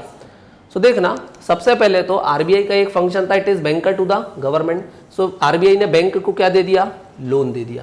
लेकिन लोन पे तो गवर्नमेंट को क्या पे करना पड़ रहा होगा, इंटरेस्ट, और गवर्नमेंट की इंटरेस्ट पे करने की भी औकात नहीं थी। तो गवर्नमेंट ने क्या बोला RBI से कि जो फॉरेन एक्सचेंज रिजर्व में आपके पास जो बहुत सारा पैसा है ना, वो भी किसको दे दो, हमको दे दो। उससे हम क्या करेंगे, वेलफेयर स्कीम चला देंगे। अब राजीव गांधी की सरकार तो गिर गई 10 साल बाद। कब गिर गई, 10 साल बाद। लेकिन उसके बाद किसकी गवर्नमेंट आई, PV नरसिम्हा राव। किसकी गवर्नमेंट आई, PV नरसिम्हा राव की। अब जब PV नरसिम्हा राव की गवर्नमेंट आई, तब उस समय क्या हुआ था, फॉरेन एक्सचेंज रिजर्व खाली हो चुका था। समझ रहे हो, जब PV Narasimha Rao prime minister बने, उनका नेट पे इंटरव्यू डाला है, उनसे पूछा गया कि how are you feeling after becoming the prime minister of India, तो उन्होंने बोला है मैं ऐसे देश का राजा बन गया हूं जिसकी तिजोरी खाली है। और क्या हुआ, PV नरसिम्हा राव की जब सरकार बनी, तब पता चला कि हमारे पास अगले 14 डेज, नेक्स्ट फोर्टनाइट बोले तो अगले 14 दिन, अगले 14 दिन का भी ऑयल इंपोर्ट करने के पैसे नहीं बचे। इसका मतलब क्या है कि अगले 14 दिन बाद देश की इकोनॉमी ठप हो जाने वाली है। ऑयल नहीं आएगा तो कुछ भी काम हो पाएगा, ना बिजली बनेगी, ना ट्रांसपोर्टेशन सेक्टर चलेगा, बोल सकते हैं। ये समझ में आया। तो जब PV नरसिम्हा राव आए, तब हमारे पास फॉरेन एक्सचेंज रिजर्व क्या हो चुका था, खाली। इसका मतलब है कि गवर्नमेंट को अब लोन की जरूरत पड़ने वाली है। सो बोले अब PV नरसिम्हा राव क्या लेने वाली है, बड़ा लोन लेने वाली है। लेकिन लोन इसको कौन देगा, सो बोले उसको लोन देंगे वर्ल्ड बैंक एंड IMF। कौन लोन देगा इसको, वर्ल्ड बैंक और IMF। अब देखो, जब इस टाइप की क्राइसिस आती है, जब आपके पास फॉरेन एक्सचेंज रिजर्व खत्म हो जाता है, इंपोर्ट करने के लिए पैसा नहीं बचता है, ये जो मिसमैनेजमेंट हो गया, इस टाइप की सिचुएशन से लड़ने के लिए वर्ल्ड के लिए एक बॉडी बनी है जिसको क्या बोलते हैं, इंटरनेशनल मॉनेटरी फंड। ये इन सिचुएशंस में गवर्नमेंट को क्या करती है, हेल्प। लेकिन IMF में भी कहीं से तो पैसा आता होगा। इसमें पैसा कौन डालता है? अमेरिका और वेस्टर्न यूरोपियन कंट्रीज। अगर वो आपको पैसा देंगी तो साथ में कुछ शर्तें भी लगाएंगी। उन्होंने शर्तें लगाई कि बोले जो जवाहरलाल नेहरू के समय से जो गुल खिलाए ना, ये सब बंद कर दो। समझ में आ रहा है? बोले जितनी तुमने सोशलिस्ट इकोनॉमी बनाई है, बोले पहले क्या चलता था बिफोर 1991, ये क्राइसिस कब आया था? 1991 में। सो 1991 के पहले इंडिया की इकोनॉमी कैसी होती थी? Mostly closed. बोले बाहर की कंपनियां अलाउ ही नहीं है। बोले कार चलाना है तो सिर्फ एम्बेसडर ही चलाना पड़ेगी। समझ में आ रहा है? बोले मोटरसाइकिल, कोई मोटरसाइकिल नहीं, साइकिल चलाओ। कार है तो बोले सिर्फ मारुति कंपनी है। मारुति गवर्नमेंट की थी पहले, पता है आप लोगों को क्यों? क्योंकि बिफोर 1991 हमारे यहाँ पर ग्लोबलाइजेशन, लिबरलाइजेशन, प्राइवेटाइजेशन नहीं हुआ था। मतलब बाहरी कंपनियां अलाउड नहीं थी। सो IMF ने बोला लोन तो देंगे, लेकिन अब आपको क्या लाना पड़ेगा? LPG reforms. क्या करना पड़ेंगे अब आपको? LPG reform, liberalisation, privatisation and globalisation. Liberalisation मतलब इकोनॉमी को क्या कर दो? लिबरलाइज, खुला छोड़ो थोड़ा। बोले गवर्नमेंट के कंट्रोल कम करो, फैक्ट्रियां खुलती तो आसानी से लाइसेंस देना स्टार्ट करो। प्राइवेटाइजेशन मतलब प्राइवेट ट्रेड को बढ़ावा दो, प्राइवेट इन्वेस्टमेंट को इंक्रीज करो। और ग्लोबलाइजेशन मतलब अब इंडिया की इकोनॉमी को किसके साथ मिक्स करो? वर्ल्ड की इकोनॉमी के साथ, तभी हम आपको लोन देंगे। सो PV नरसिम्हा राव की सरकार ने ये सारी बातों पर एग्री करा और उस समय फाइनेंस मिनिस्टर थे doctor Manmohan Singh, the former prime minister of India. समझ में आ गया? सो इंडिया ने 1991 में क्या लिया? LPG reform. क्यों? क्योंकि हमारा क्या खत्म हो गया था? Foreign exchange reserve. समझ में आ गया? अगर आज की सरकारें भी यही सब काम करती हैं, वेलफेयर और फ्रीबीज की स्कीम चलाती हैं, तो इसका आप खामियाजा समझ सकते हो आने वाले समय में क्या होने वाला है। बोल सकते हैं राजीव गांधी की सरकार को लोगों ने नहीं कोसा क्योंकि उनकी तो डेथ हो गई थी। कब? 1989 में। नेक्स्ट प्राइम मिनिस्टर कौन बने? PV नरसिम्हा राव। जब ये बने तो सबने इनसे ही पूछा तुम क्या कर रहे हो, पैसा कहाँ गया, कहाँ खा गए, कहाँ खत्म कर दिया? वो बोले भैया मैंने नहीं, 10 साल पहले ही पैसा तो खत्म होना स्टार्ट हो चुका था। बोल सकते हैं ये सब संभालते संभालते PV नरसिम्हा राव भी 7 साल बाद मर गए। समझ गया? फंक्शन ऑफ सेंट्रल बैंक सभी को समझ में आ गया? What are the function of central bank? Yes bank crisis समझ में आ गई? यस बैंक क्राइसिस क्या थी? डिमांड और सप्लाई का मिसमैनेजमेंट हो गया था, डिपॉजिट और लेंडिंग में मिसमैनेजमेंट हो गया था। बस that is the yes bank crisis. Rana Kapoor, उसमें मॉरेटोरियम लगा दिया था RBI ने कुछ समय के लिए। मॉरेटोरियम मतलब कि आप सब लोग पैसा इकट्ठे नहीं निकाल सकते। 5000 की लिमिट इसलिए लगाई थी कि धीरे धीरे हम जब तक कैश की व्यवस्था करवा देंगे। किसके थ्रू? SBI के थ्रू। और SBI ने वो पैसा उसको दान या खैरात में दिया है? नहीं। अभी जो पैसा दिया है वो ब्याज समेत वसूलेगा यस बैंक से। बोल सकते हैं हम। प्लस मैनेजमेंट भी किसको दे दिया था? SBI को। आगे चले अपन, credit control policy of the central bank. अब बोले क्रेडिट कंट्रोल मतलब क्या? What is this credit control? Credit control का मतलब होता है कि जो हमारी सेंट्रल बैंक है, that is the Reserve bank of India, ये मनी सप्लाई को कैसे मैनेज करती है। किसको कैसे मैनेज करती है? मनी सप्लाई को कैसे मैनेज करती है। भाई RBI का एक काम है to fight inflation and deflation. यहां पर अपन ने देखा भी था, देखा था अपन ने, credit control means fights inflation and deflation. वो इन्फ्लेशन से भी लड़ती है, डिफ्लेशन से भी लड़ती है। सो बोले इन्फ्लेशन या डिफ्लेशन से कैसे लड़ा जाता है? By controlling the money supply. देखना, मनी सप्लाई के 2 केस हो सकते हैं। अगर मनी सप्लाई कैसी है? हाई। कैसी है मनी सप्लाई? हाई। इसका मतलब लोगों के पास बहुत पैसा है। लोगों के पास बहुत पैसा है तो फिर वो डिमांड भी कैसी करेंगे? हाई। और डिमांड हाई करेंगे तो चीजों के प्राइसेस क्या हो जाएंगे? बढ़ जाएंगे। सो इस केस में इन्फ्लेशन कैसा हो जाएगा? हाई। बोल सकते हैं। दूसरा केस समझना, money supply this time is low. Money supply कैसा है? लो। मनी सप्लाई कम है सो डिमांड भी कैसी हो जाएगी? कम। अगर डिमांड कम हो जाएगी तो प्रोडक्शन कम हो जाएगा, अनएम्प्लॉयमेंट बढ़ जाएगा और किसकी प्रॉब्लम आ जाएगी? डिफ्लेशन। तो डिफ्लेशन बढ़ जाएगा। सो ना इन्फ्लेशन बढ़ने देना है ना डिफ्लेशन बढ़ने देना है। और ये क्रेडिट कंट्रोल का काम किसका है? रिजर्व बैंक ऑफ इंडिया का है। तो रिजर्व बैंक ऑफ इंडिया ये मनी सप्लाई के क्राइसिस से कैसे लड़ती है, उसके लिए उसके पास कुछ क्या है? हथियार है। 5 मिनट का ब्रेक ले अपन, फिर कंटिन्यू करें। तुम लोगों के लिए भी हाई डोज तो नहीं हो रहा है ना? 5 मिनट बाद कंटिन्यू करते हैं। यहां तक किसी को कोई डाउट?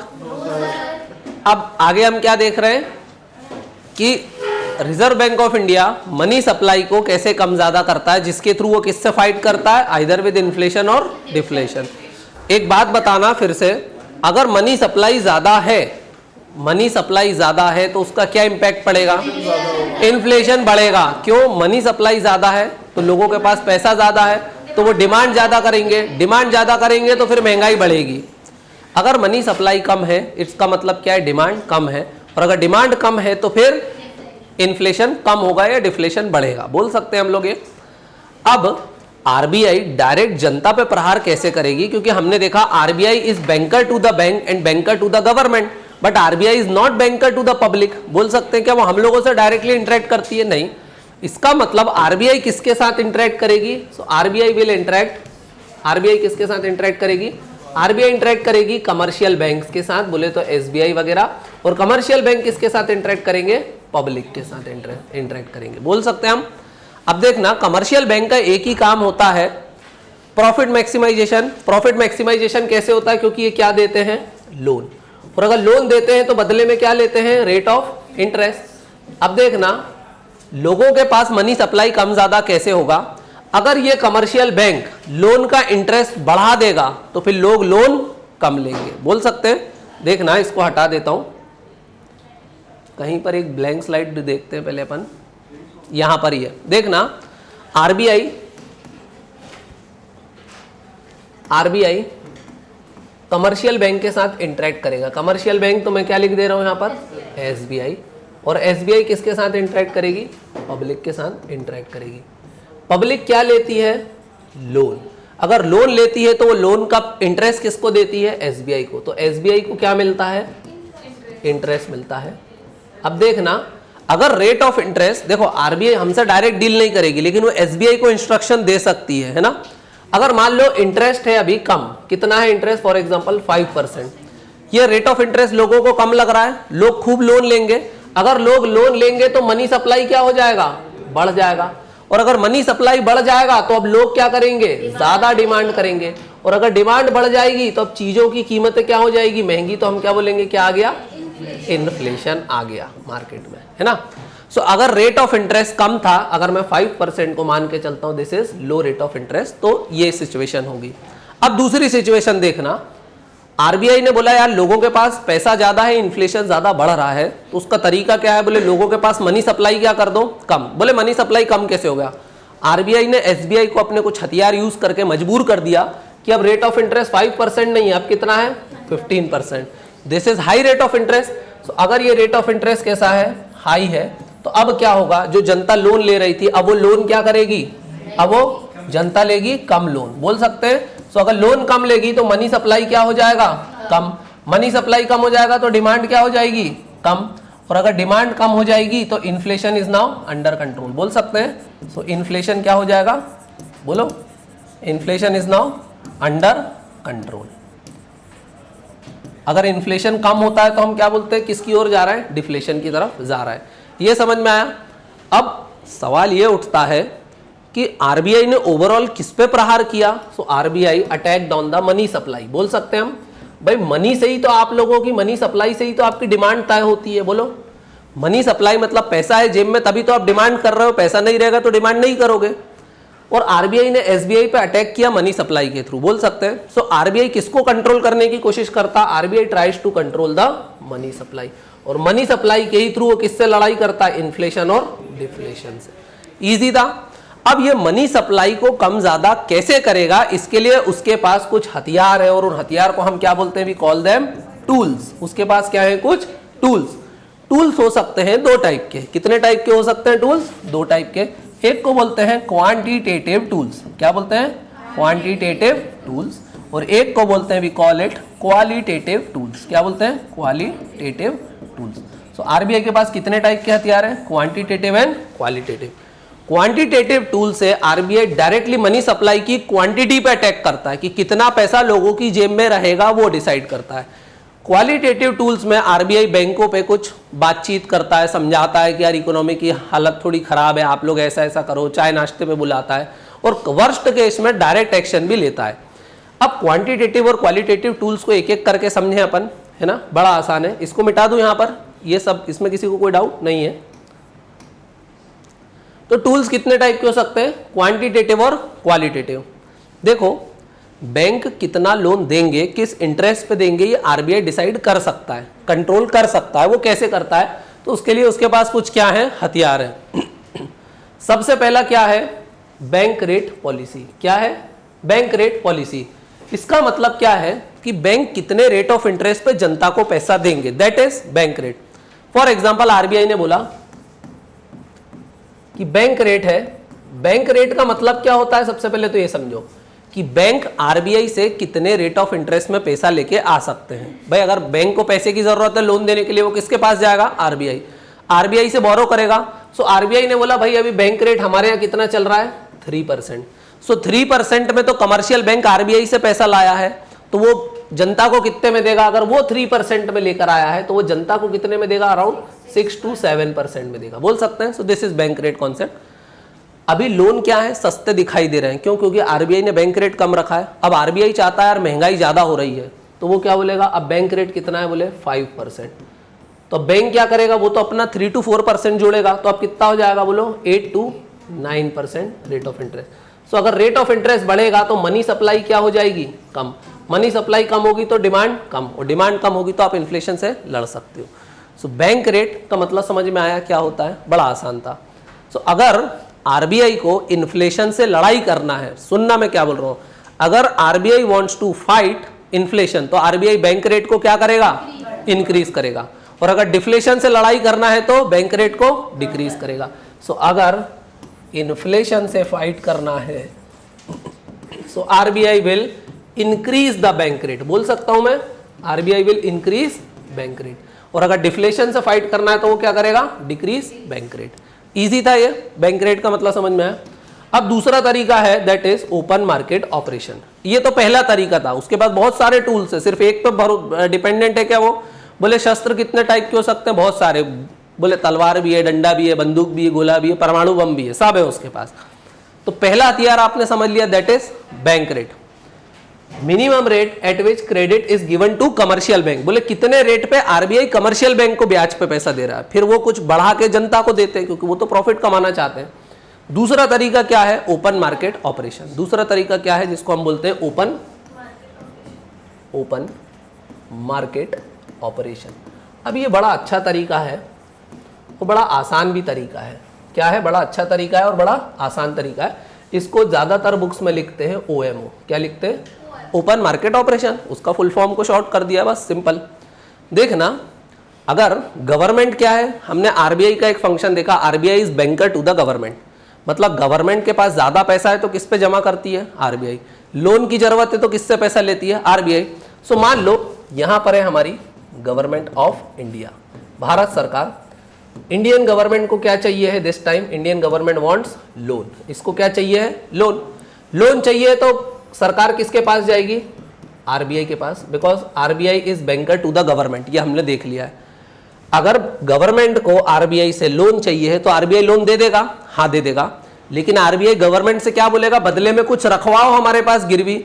सो गवर्नमेंट एक कागज के टुकड़े पर लिख के देती है, जैसे फॉर एग्जांपल गवर्नमेंट को कितने का लोन चाहिए, बोले कितने का लोन चाहिए, फॉर एग्जांपल 500 करोड़ रुपीस का, कितने का लोन चाहिए, 500 करोड़ का लोन चाहिए। आरबीआई बोलेगा लोन दे देता हूं, लेकिन मुझे कुछ सिक्योरिटी चाहिए, कल को भाग गए तो। सो गवर्नमेंट क्या बोलेगी कि हम आपको एक सिक्योरिटी के फॉर्म में देते हैं, गवर्नमेंट सिक्योरिटी। क्या देते हैं, गवर्नमेंट सिक्योरिटी, जिसको बोलते हैं जीसैक। क्या बोलते हैं, जीसैक। जीसैक बोले तो गवर्नमेंट सिक्योरिटी, शॉर्ट फॉर्म है उसका, जीसैक। सो गवर्नमेंट ने उसको 500 करोड़ रुपए की क्या दे दी, गवर्नमेंट सिक्योरिटी, प्लस उस पर लिख के दे दिया, बोले 500 करोड़ नहीं लौटाएंगे, 505 करोड़ लौटाएंगे। तो 5 करोड़ आरबीआई को क्या हो गया, फायदा हो गया। अगर आरबीआई को मिल गई गवर्नमेंट सिक्योरिटी, सो आरबीआई पैसा किसको दे देगा, गवर्नमेंट को, in the form of loan. लेकिन गवर्नमेंट बहुत लोन लेती है आरबीआई से, बोल सकते हैं। सो देखा जाए सो आरबीआई के पास क्या हो गई है, बहुत सारी जीसैक इकट्ठी हो गई हैं। आरबीआई है सो मैनी जीसैक, गवर्नमेंट सिक्योरिटीज, है ना। अब आरबीआई के पास क्या रखी हुई है, गवर्नमेंट सिक्योरिटीज। सो अब आरबीआई क्या करता है, ये गवर्नमेंट सिक्योरिटीज को यूज करके बैंकों में भी खेल करना शुरू कर देता है। अब देखें कैसे। ओपन मार्केट ऑपरेशन का मतलब क्या होता है कि ओपन मार्केट में किसका ट्रेड करती है आरबीआई, गवर्नमेंट सिक्योरिटीज। और गवर्नमेंट सिक्योरिटीज आपको पता चल गई आरबीआई के पास कहां से आई, सरकार ने लोन लिया, बदले में क्या गिरवी रखवाया, गवर्नमेंट सिक्योरिटी, जिसको हम क्या बोलते हैं, जीसैक। अब ये 500 करोड़ मिटा देता हूं। अब यहां देखना आरबीआई क्या करेगी, देखना, अगर उसको मनी सप्लाई को कम ज्यादा करना है तो जो हमारे बैंक रहते हैं, बैंक बोले तो मैं यहां पर क्या लिख रहा हूं बार बार, एसबीआई। एसबीआई बोले तो कमर्शियल बैंक। कमर्शियल बैंक के पास जब डिपॉजिट आता है तो क्या वो पैसा तुरंत लोन में चला जाता है, नहीं। अगर पैसा तुरंत लोन में नहीं गया तो एसबीआई तो लॉस कर रहा होगा। अभी मैंने बताया idle money is equal to loss making, क्योंकि जिस दिन से आपने बैंक में पैसा जमा करा एसबीआई आपको तुरंत इंटरेस्ट देगा, राइट। पर एसबीआई तुरंत लोन में पैसा दे दे इसकी कोई गारंटी है क्या? नहीं। तो अगर एसबीआई के पास कुछ समय के लिए भी पैसा पड़ा तो वो 2 दिन, 3 दिन, 5 दिन, 7 दिन, 14 दिन, उसके लिए भी वो क्या खरीद लेती है? Government securities. तो देखना अब एसबीआई क्या करेगा, एसबीआई के पास क्या है? पैसा है। बोल सकते हैं एसबीआई है मनी। सो मनी का क्या यूज करेगी? अगर खाली पैसा पड़ा है तो वो खाली पड़ा नहीं रहने देगी, क्योंकि उसको उस पर किसी को ब्याज देना है। सो एसबीआई इस पैसे से क्या करेगी? जल्दी से बोलो। एसबीआई किसके पास जाएगी? आरबीआई के पास जाएगी। और आरबीआई से क्या परचेस कर लेगी? जीसैक। क्या परचेस कर लेगी? सो एसबीआई विल परचेस जीसैक। बोल सकता हूं मैं, अगर आरबीआई से एसबीआई ने जीसैक परचेस कर लिया तो गवर्नमेंट सिक्योरिटीज अब किसके पास आ गई? So now SBI will have government security. अब अगर एसबीआई के पास गवर्नमेंट सिक्योरिटी है तो आरबीआई उसको क्या देगा बदले में? बोलो। इंटरेस्ट देगा। देना पड़ेगा ना, क्योंकि आरबीआई को गवर्नमेंट से मिल रहा है और वो ये इंटरेस्ट किसको देना शुरू कर देगा? एसबीआई को। सो देखना आप ध्यान से, अगर फिर से मैं एक चीज समझा रहा हूं यहां पर, बड़े ध्यान से देखना भी। अगर आरबीआई 2 काम कर सकता है, या तो आरबीआई के ऊपर है जीसैक को बेचना है या नहीं बेचना है, बोल सकते हैं। सो आरबीआई के पास ये जो गवर्नमेंट सिक्योरिटीज है वो इसका 2 काम कर सकता है, या तो वो इसको क्या कर सकता है? बाय कर सकता है, या तो वो इसको क्या कर सकता है? सेल कर सकता है। अगर आरबीआई गवर्नमेंट सिक्योरिटीज को सेल करेगा, क्या करेगा? अगर आरबीआई गवर्नमेंट सिक्योरिटीज को सेल करेगा तो आरबीआई को बदले में क्या मिलेगा? पैसा। पैसा फ्रॉम हुम? From SBI. यही तो हो रहा है ना, यहां पर क्या हो रहा है? Selling of government security. So अगर आरबीआई ने गवर्नमेंट सिक्योरिटी को सेल किया सो बदले में आरबीआई को क्या मिलेगा? पैसा। पैसा किससे मिला? एसबीआई से। और अगर एसबीआई के पास पैसा नहीं बचा तो क्या वो जनता को लोन में दे पाएगी? नहीं। सो अगर आरबीआई ने गवर्नमेंट सिक्योरिटी को सेल किया तो बदले में आरबीआई के पास आ गया पैसा। वो पैसा जो किसके पास था? एसबीआई के पास। तो अब एसबीआई जनता को पैसा दे पाएगी? नहीं। तो इसका मतलब अब वो लोन दे पाएगी? नहीं। तो मनी सप्लाई क्या हो जाएगी? कम। तो अगर सेल किया तो मनी सप्लाई क्या हो जाएगी? कम। मनी सप्लाई कम होगी तो डिमांड कम होगी, और डिमांड कम होगी तो आप इन्फ्लेशन से लड़ाई लड़ सकते हो। So through the use of open market operation OMO by the trading of government securities RBI can control inflation. बोल सकते हैं। अब दूसरा तरीका है, मान लो 1 हफ्ते के लिए एसबीआई ने क्या करी थी? जीसैक खरीदी थी। अब 1 हफ्ते बाद आरबीआई उस जीसैक को वापस खरीदेगा, गवर्नमेंट सिक्योरिटीज को। अब जब आरबीआई वापस गवर्नमेंट सिक्योरिटी को खरीदेगा, किससे खरीदेगा? स्टेट बैंक से खरीदेगा। सो बदले में स्टेट बैंक को क्या देगा? पैसा। और स्टेट बैंक वो पैसा अपने पास रखेगी क्या? वो तुरंत उसको कहां घुमा देगी? लोन में। सो अगर आरबीआई स्टेट बैंक से जीसैक को खरीदेगा तो एसबीआई के पास पैसा बढ़ जाएगा। तो क्या बढ़ जाएगी? मनी सप्लाई बढ़ जाएगी। लिख सकता हूं मैं। सो मनी सप्लाई बढ़ जाएगी, और मनी सप्लाई बढ़ जाएगी तो किसकी प्रॉब्लम आ जाएगी? Again inflation. सो जब भी वो बाय करेगा तो क्या आएगा? इन्फ्लेशन। और अगर वो सेल करेगा तो क्या आएगा? डिफ्लेशन। समझ में आ गया? यही मुझे बताना था कि RBI through the use of government securities can control the money supply in the market. कैसे करा? ज्योति को समझ में आया? पूरा 100% समझ में आया? सो अब मैं यहां पर लिख दूं OMO। OMO को 2 काम कर सकते हैं। OMO को या तो बेच सकते हैं या तो खरीद सकते हैं। अगर बेचा आरबीआई ने, बेचा किसको बेचा? स्टेट बैंक को। अगर बेचेगा तो स्टेट बैंक के पैसे आरबीआई रख लेगा, तो फिर स्टेट बैंक लोन दे पाएगा? नहीं। सो अगर बेचोगे तो मनी सप्लाई क्या हो जाएगी? कम। मनी सप्लाई कम हो जाएगी तो क्या आ जाएगा? हाँ, वो सब तुम लिखते रहना। और अगर खरीदा तो बदले में एसबीआई को क्या देना पड़ेगा? पैसा। और पैसा दोगे तो एसबीआई लोन घुमा देगा। तो अगर खरीदोगे तो मनी सप्लाई क्या हो जाएगी? बढ़ जाएगी। सो क्या आ जाएगा? इन्फ्लेशन। इजी था ये पूरा सिस्टम, है ना। पहला हथियार था बैंक रेट, दूसरा हथियार था ओपन मार्केट ऑपरेशन। ये भी बड़ा आसान था, क्यों? स्पीड से तो नहीं जा रहे अपन। तीसरा हथियार है लीगल रिजर्व रेशियो, पर उसको मैंने 2 पार्ट में लिखा था, CRR और SLR। मेरे ऊपर था मैं जैसे लिखूं 10 पार्ट में लिखूं। इन दोनों को मिला के अपन क्या बोलते हैं? Legal reserve ratio. Legal reserve ratio 2 होते हैं, कैश रिजर्व रेशियो और स्टैट्यूटरी लिक्विडिटी रेशियो। देखिए इसके थ्रू आरबीआई कैसे मनी सप्लाई को कम ज्यादा करेगा, कंट्रोल करेगा। बड़ा आसान तरीका है। ये मिटा दूं?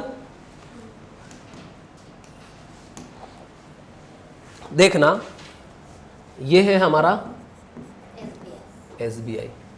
यहां पर कुछ लोग क्या करते हैं, फॉर एग्जाम्पल पब्लिक के पास जो एक्सेस मनी है, पब्लिक के पास क्या होती है, सेविंग्स होती है। सेविंग्स को कहां डिपॉजिट कर देता है, और डिपॉजिट कैसे करता वो अभी अपन ने देख लिया, current account, saving account, FD RD है ना, डिमांड डिपॉजिट, टाइम डिपॉजिट, वो सब कॉन्सेप्ट अभी समझे अपन ने। पब्लिक के पास पैसा था, उसने कहां डिपॉजिट कर दिया, SBI में, है ना।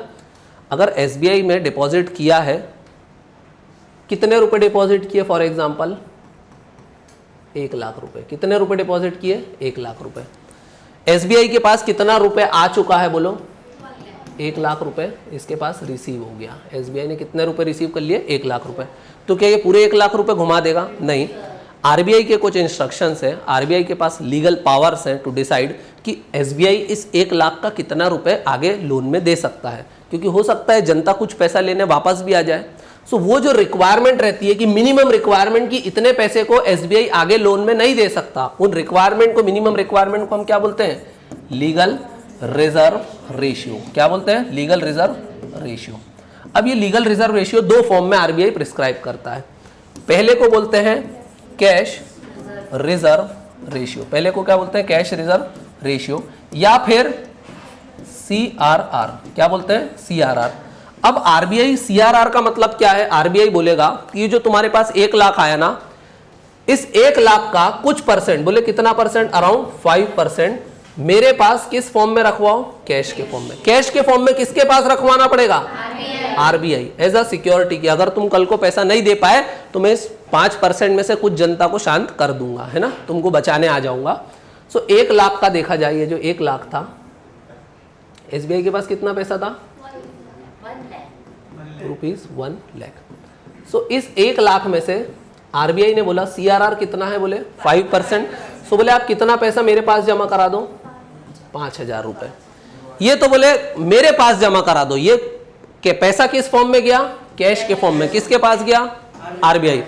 सो जैसे ही SBI के पास 1 लाख रुपए आए, उसने ट्रक में 5,000 रुपए डाले और बोले इसको लेके दिल्ली जाओ और कहाँ जमा करा दो, RBI के पास। हो गए, ट्रक पहुंच गया दिल्ली और RBI के पास 5,000 रुपए आ गए। लेकिन ये 1 लाख पे 5,000 की सिक्योरिटी बहुत कम है, बोल सकते हैं। सो RBI एक और चीज सजेस्ट करता है, अब वो बोलता है SLR, स्टैच्यूटरी लिक्विडिटी रेशियो। दूसरा क्या बोलता है, स्टैच्यूटरी लिक्विडिटी रेशियो। क्या बोलता है, स्टैच्यूटरी लिक्विडिटी रेशियो, जिसको हम क्या बोलते हैं, SLR। अब SLR में, SLR बोले कितने परसेंट रखना है, सो RBI बोलता अराउंड 20% इज द SLR। बोले कितने परसेंट है SLR, 20%। लेकिन SLR बोले किस फॉर्म में रखना है, सो बोले बैंक के ऊपर छोड़ दिया। बोले कुछ ऑप्शन देता हूं मैं बैंक को। बोले सबसे पहले तो तुम ये पैसा किसके पास रखना, खुद के पास रखना, सेल्फ। बोले मेरे पास भिजवाने की जरूरत नहीं है, कहां रखो, अपने ही पास रखो, कोई दिक्कत नहीं है, पर इतने परसेंट, कितना परसेंट, 20%। सो बोले SLR कितना है, 20%, तो 20% कितना आ जाएगा, 20,000 रुपए, है ना। सो SLR बोले किस फॉर्म में रखना, बैंक अपने ही पास रखेगा। बोले आप चाहो तो कैश के फॉर्म में रखो, क्योंकि बोला स्टैच्यूटरी, बोले लॉ ने बताया लिक्विडिटी, मतलब ये जो इस परसेंट को लिक्विड फॉर्म में रखना। लिक्विड बोले तो आसानी से कैश के फॉर्म में कन्वर्ट हो जाए। तो बोले सबसे पहले कैश, फिर गोल्ड, फिर GSEC। तो अब समझ में आया कि ये बैंक GSEC क्यों खरीदती हैं, क्योंकि इनको SLR के लिए रिक्वायरमेंट है, तो इनको GSEC झक मारा के खरीदना ही पड़ेगा। तो GSEC खरीदेंगी खरीदेंगी। और GSEC से भी RBI एक ऑपरेशन करता, क्या बोलते हैं, ओपन मार्केट ऑपरेशन। सो GSEC के फॉर्म में रखना, या तो बोले RBI अप्रूव्ड सिक्योरिटीज, समझ में आ रहा है। और भी कोई लिक्विड एसेट अगर RBI बताता तो उस फॉर्म में भी बैंक रख सकता है, समझ में आ रहा है। अब CRR SLR में एक डिफरेंस देखो। CRR में जो पैसा SBI ने RBI के पास रखा, क्या उसको इस पे कुछ फायदा होने वाला है, क्योंकि RBI CRR पे कोई इंटरेस्ट दे रही है क्या बैंक को, नहीं, तो इस पे कोई भी प्रॉफिट नहीं होगा। अच्छा SLR में प्रॉफिट हो सकता है क्या, हाँ। देखो अगर कैश के फॉर्म में बैंक ने अपने पास पैसा रखा तो प्रॉफिट नहीं होगा, लेकिन अगर GSEC के फॉर्म में रखा या गोल्ड के फॉर्म में रखा तो प्रॉफिट हो सकता है। GSEC में तो हो गई, ब्याज मिलेगा, और भी कोई ऐसी सिक्योरिटी है जिसपे उसको प्रॉफिट हो सकता है। सो टोटल पैसा देखा जाए तो 1 लाख का कितने रुपए एक साइड रखवा दिए RBI ने, 25,000 रुपए एक साइड रखवा दिए, जो बैंक लोन में नहीं दे सकता। सो अब जब SBI आगे लोन देगा तो सिर्फ कितना लोन दे सकता है, ये 25,000 काट के, तो बोले कितना लोन देगा, 75,000 रुपए। समझ में आया? सो अगर आरबीआई, सुनना, वो सीआरआर को बढ़ा घटा सकता है। कल को आरबीआई बोल दे कि अब सीआरआर 5% नहीं है 10% है, समझ रहे हो मैं क्या बोल रहा हूं? वो सीआरआर के साथ क्या कर सकता है, घटा बढ़ा सकता है। तो अगर मान लो मैं इसको मिटा दूं, यहां पर सीआरआर कहां पर किस फॉर्म में रखना पड़ता है, कैश के फॉर्म में। किसके पास? एसएलआर बैंक कहां रखता है, खुद के पास में रखता है। किस फॉर्म में? इन फॉर्म में। समझ में आ गया? अब मैं इसको मिटा देता हूं यहां पर, इतने को। अब देखना, अगर आरबीआई को इन्फ्लेशन से लड़ाई करना और डिफ्लेशन से लड़ाई करना, मतलब मनी सप्लाई को कम ज्यादा करना, वो मनी सप्लाई कम ज्यादा कैसे करेगा? आरबीआई सीआरआर के साथ दो काम कर सकता है, या तो वो इसको इंक्रीज कर सकता है, या तो वो उसको डिक्रीज कर सकता है। अगर सीआरआर इंक्रीज हो जाएगा, 5% से 10% हो गया, सो अब बैंक को 5,000 की जगह कितना पैसा एक तरफ रखना पड़ेगा, 10,000। सो वो लोन और कम घुमा पाएगी, यही बोल सकता हूं मैं। सो अगर सीआरआर इंक्रीज हुआ तो लोन कैसे हो जाएंगे, लोन महंगे हो जाएंगे। सो लोन के जो रेट ऑफ इंटरेस्ट है वो क्या हो जाएंगे, इंक्रीज हो जाएंगे। लोन महंगे हो जाएंगे तो मनी सप्लाई कम हो जाएगी, और मनी सप्लाई कम हो जाएगी तो किससे लड़ाई लड़ोगे, इन्फ्लेशन। सो अगर इंक्रीज हुआ तो आप किससे लड़ाई लड़ोगे, इन्फ्लेशन से लड़ाई लड़ोगे। और अगर रेपो कैश रिजर्व रेशियो को उन्होंने बोला 5% नहीं जाओ 0% किया, तो अब क्या होगा, बैंक के पास अब 75 नहीं अब 80,000 रुपए बचेंगे लोन के लिए, बोल सकते हैं। सो जब ऐसा होगा सो लोन कैसे हो जाएंगे, लोन विल बिकम चीपर, या लोन के रेट ऑफ इंटरेस्ट कैसे हो जाएंगे, कम हो जाएंगे। और अगर लोन सस्ते हो जाएंगे तो लोग ज्यादा लोन लेंगे, और ज्यादा लोन लेंगे तो मनी सप्लाई क्या हो जाएगा, बढ़ जाएगा। और मनी सप्लाई बढ़ जाएगा तो किसकी प्रॉब्लम आ जाएगी, बोलो, मनी सप्लाई बढ़ जाएगा तो किसकी प्रॉब्लम आ जाएगी, इन्फ्लेशन।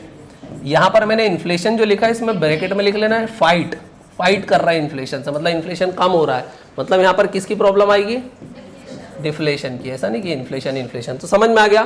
सो अगर सीआरआर को बढ़ाएंगे तो क्या होगा, जल्दी से बताओ, मनी सप्लाई मार्केट में कम हो जाएगा, और आप किससे लड़ सकते हो, इन्फ्लेशन से लड़ सकते हो और डिफ्लेशन की तरफ जा सकते हो। अगर सीआरआर को कम करेंगे तो लोन सस्ते हो जाएंगे, लोन सस्ते हो जाएंगे तो मनी सप्लाई बढ़ जाएगा, मनी सप्लाई बढ़ जाएगा तो क्या आ जाएगा, inflation. Same is the case with SLR also. अगर मान लो एसएलआर को आरबीआई ने बढ़ा दिया, अगर एसएलआर को भी बढ़ा दिया तो अब उसको बहुत ज्यादा पैसा, 20 की जगह बोले 20 की जगह 25% कर दिया, तो वो 25,000 और लोन में नहीं दे पाएगा, तो क्या होगा, रेट ऑफ इंटरेस्ट उसको बढ़ाना पड़ेगा, बोल सकते हैं। देखो बैंक को तो क्या चाहिए, वो इस 1 लाख को लोन में जब घुमाता है तो 75,000 पे इतना रेट ऑफ इंटरेस्ट लेगा कि उसको फायदा होना चाहिए, तो वो लोन को महंगे सस्ते करता रहेगा। और लोन महंगे होंगे तो लोग लोन नहीं लेंगे, सस्ते होंगे तो ज्यादा लोन लेंगे। समझ में आया? सो अगर एसएलआर को बढ़ाएंगे तो लोन के रेट ऑफ इंटरेस्ट क्या हो जाएंगे, बढ़ जाएंगे, और रेट ऑफ इंटरेस्ट बढ़ जाएंगे तो फिर किसकी प्रॉब्लम आ जाएगी, डिफ्लेशन की, क्योंकि लोग लोन कम लेंगे।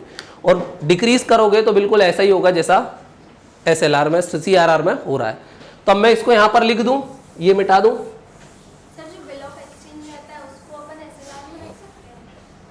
नहीं रख सकते। एसएलआर मतलब स्टैट्यूटरी लिक्विडिटी रेट। लॉ बताता है क्या कि मुकेश अंबानी के बिल ऑफ एक्सचेंज खरीदो, नहीं, पीएसयू वीएसयू कभी नहीं। ऑफ बजट बोरोइंग्स अपन पढ़ेंगे आने वाले समय में, गवर्नमेंट बोरोइंग्स कैसे करती है और क्या झोलमेल करती है उसको भी देखेंगे।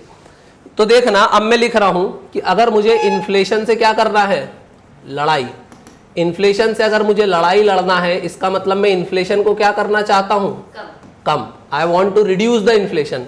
सो मैं सीआरआर को क्या करूं, एसएलआर को क्या करूं, बताओ, सीआरआर को क्या करूं और एसएलआर को क्या करूं। सीआरआर को क्या करूं मैं, इंक्रीज। सीआरआर को बढ़ा दूंगा तो बैंक अब कम पैसा लोन में दे पाएगी, तो रेट ऑफ इंटरेस्ट महंगे हो जाएंगे, रेट ऑफ इंटरेस्ट, तो फिर मनी सप्लाई क्या हो जाएगा, कम, और मनी सप्लाई कम हो जाएगा तो इन्फ्लेशन से लड़ सकते हैं।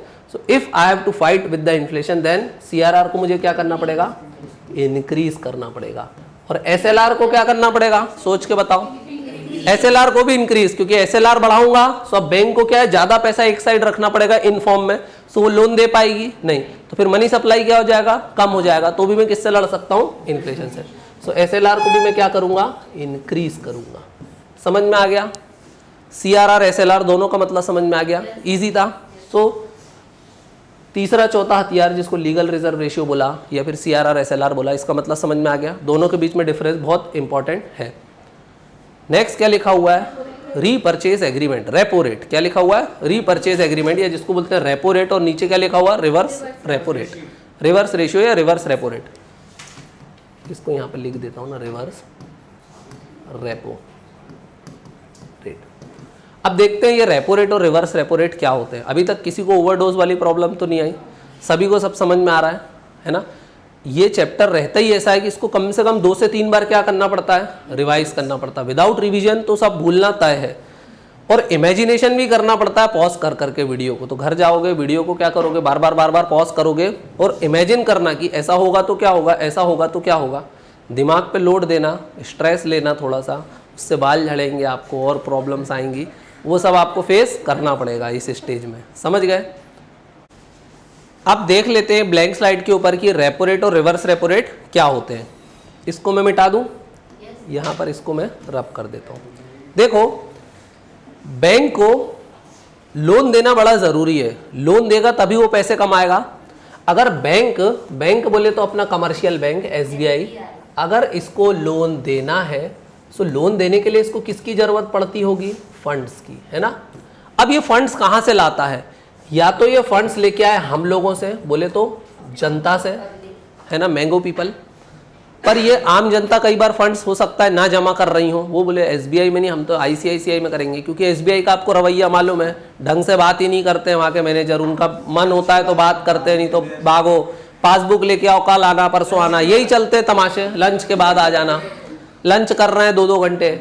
तो देखो यहाँ पर फंड्स लाने के SBI के पास 2 तरीके, या तो वो फंड्स किससे लाए, पब्लिक से, या तो वो फंड्स किससे लाए, RBI से।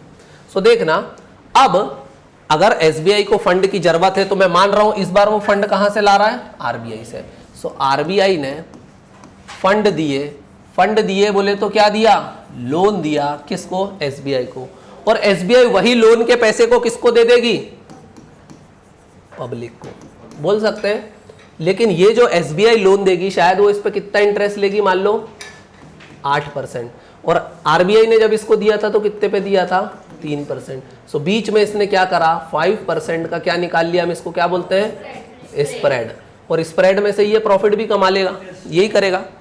सो देखना, ये जो अगर पैसा SBI ने RBI से लोन में लिया है, सो बदले में ये RBI को क्या दे रहा होगा, इंटरेस्ट। क्या दे रहा होगा, इंटरेस्ट। तो इसी इंटरेस्ट को हम बोलते हैं रेपो रेट। क्या बोलते हैं, रेपो रेट। क्या बोलते हैं, repo rate.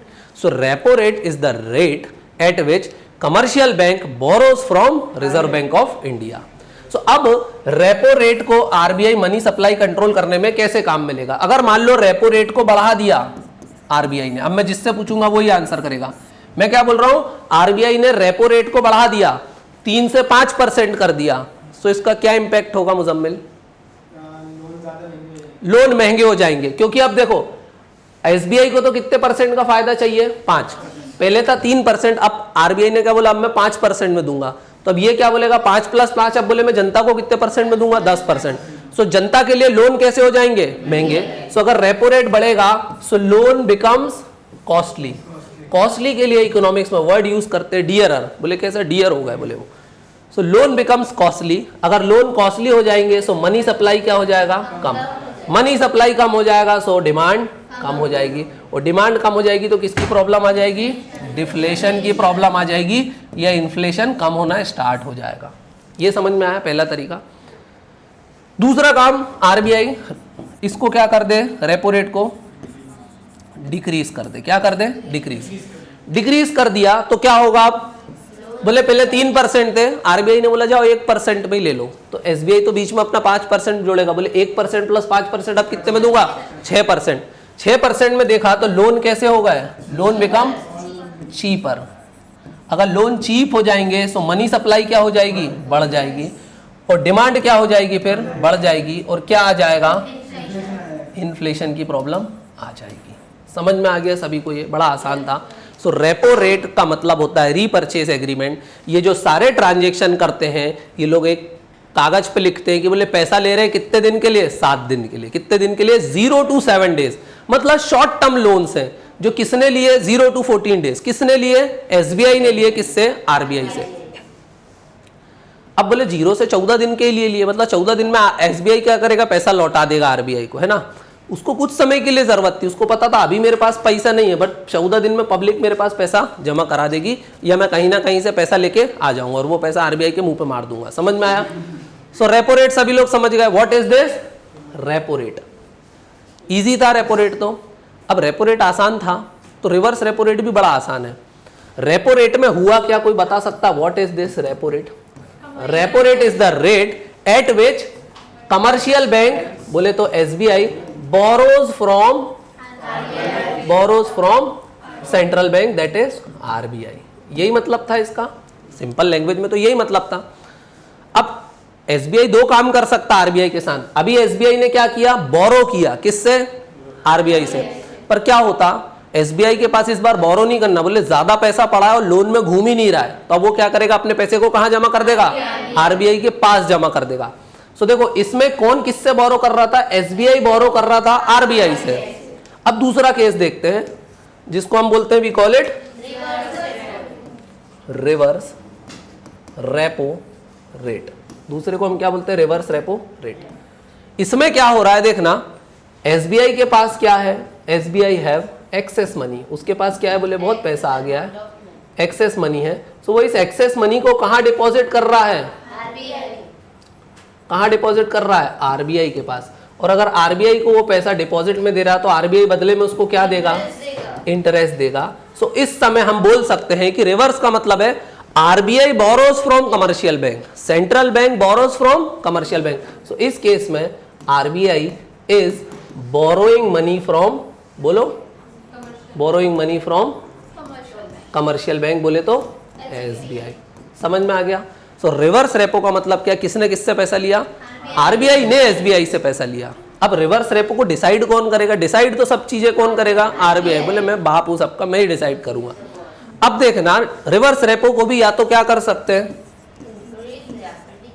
Reverse repo rate को या तो कर सकते हैं इंक्रीज, या तो कर सकते हैं डिक्रीज, या तो क्या कर सकते हैं? डिक्रीज। अब एक बात बताना, देखो कौन बता सकता है इसका आंसर? मैं पूछ रहा हूं तो ठीक है, नैन्सी बताएगी। अगर रिवर्स रेपो रेट को आरबीआई इंक्रीज करेगा तो क्या होगा? सुनना, इसने बोला मनी सप्लाई कम हो जाएगी। कैसे?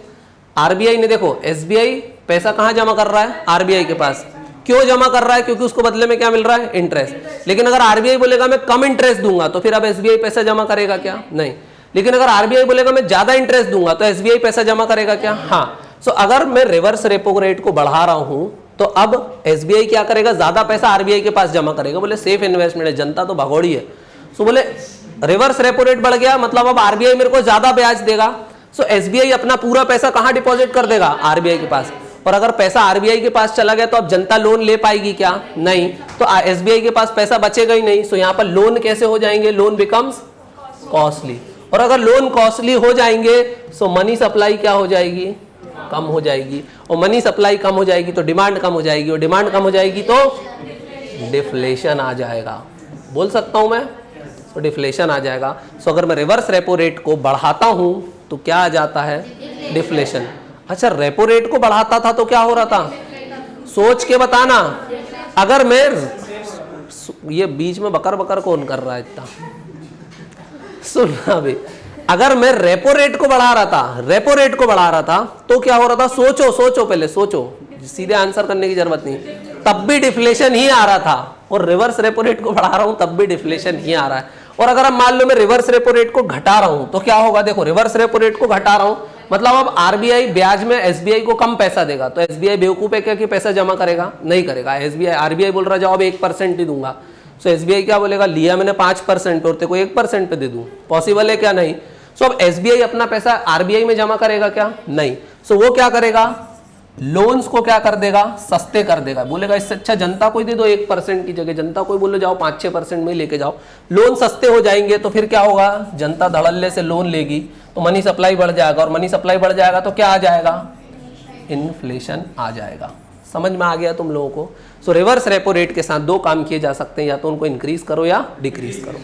सो यहां पर ये सारे टूल्स जो अपन ने अभी तक पढ़े, कौन कौन से टूल्स पढ़े अपन ने? बोलो।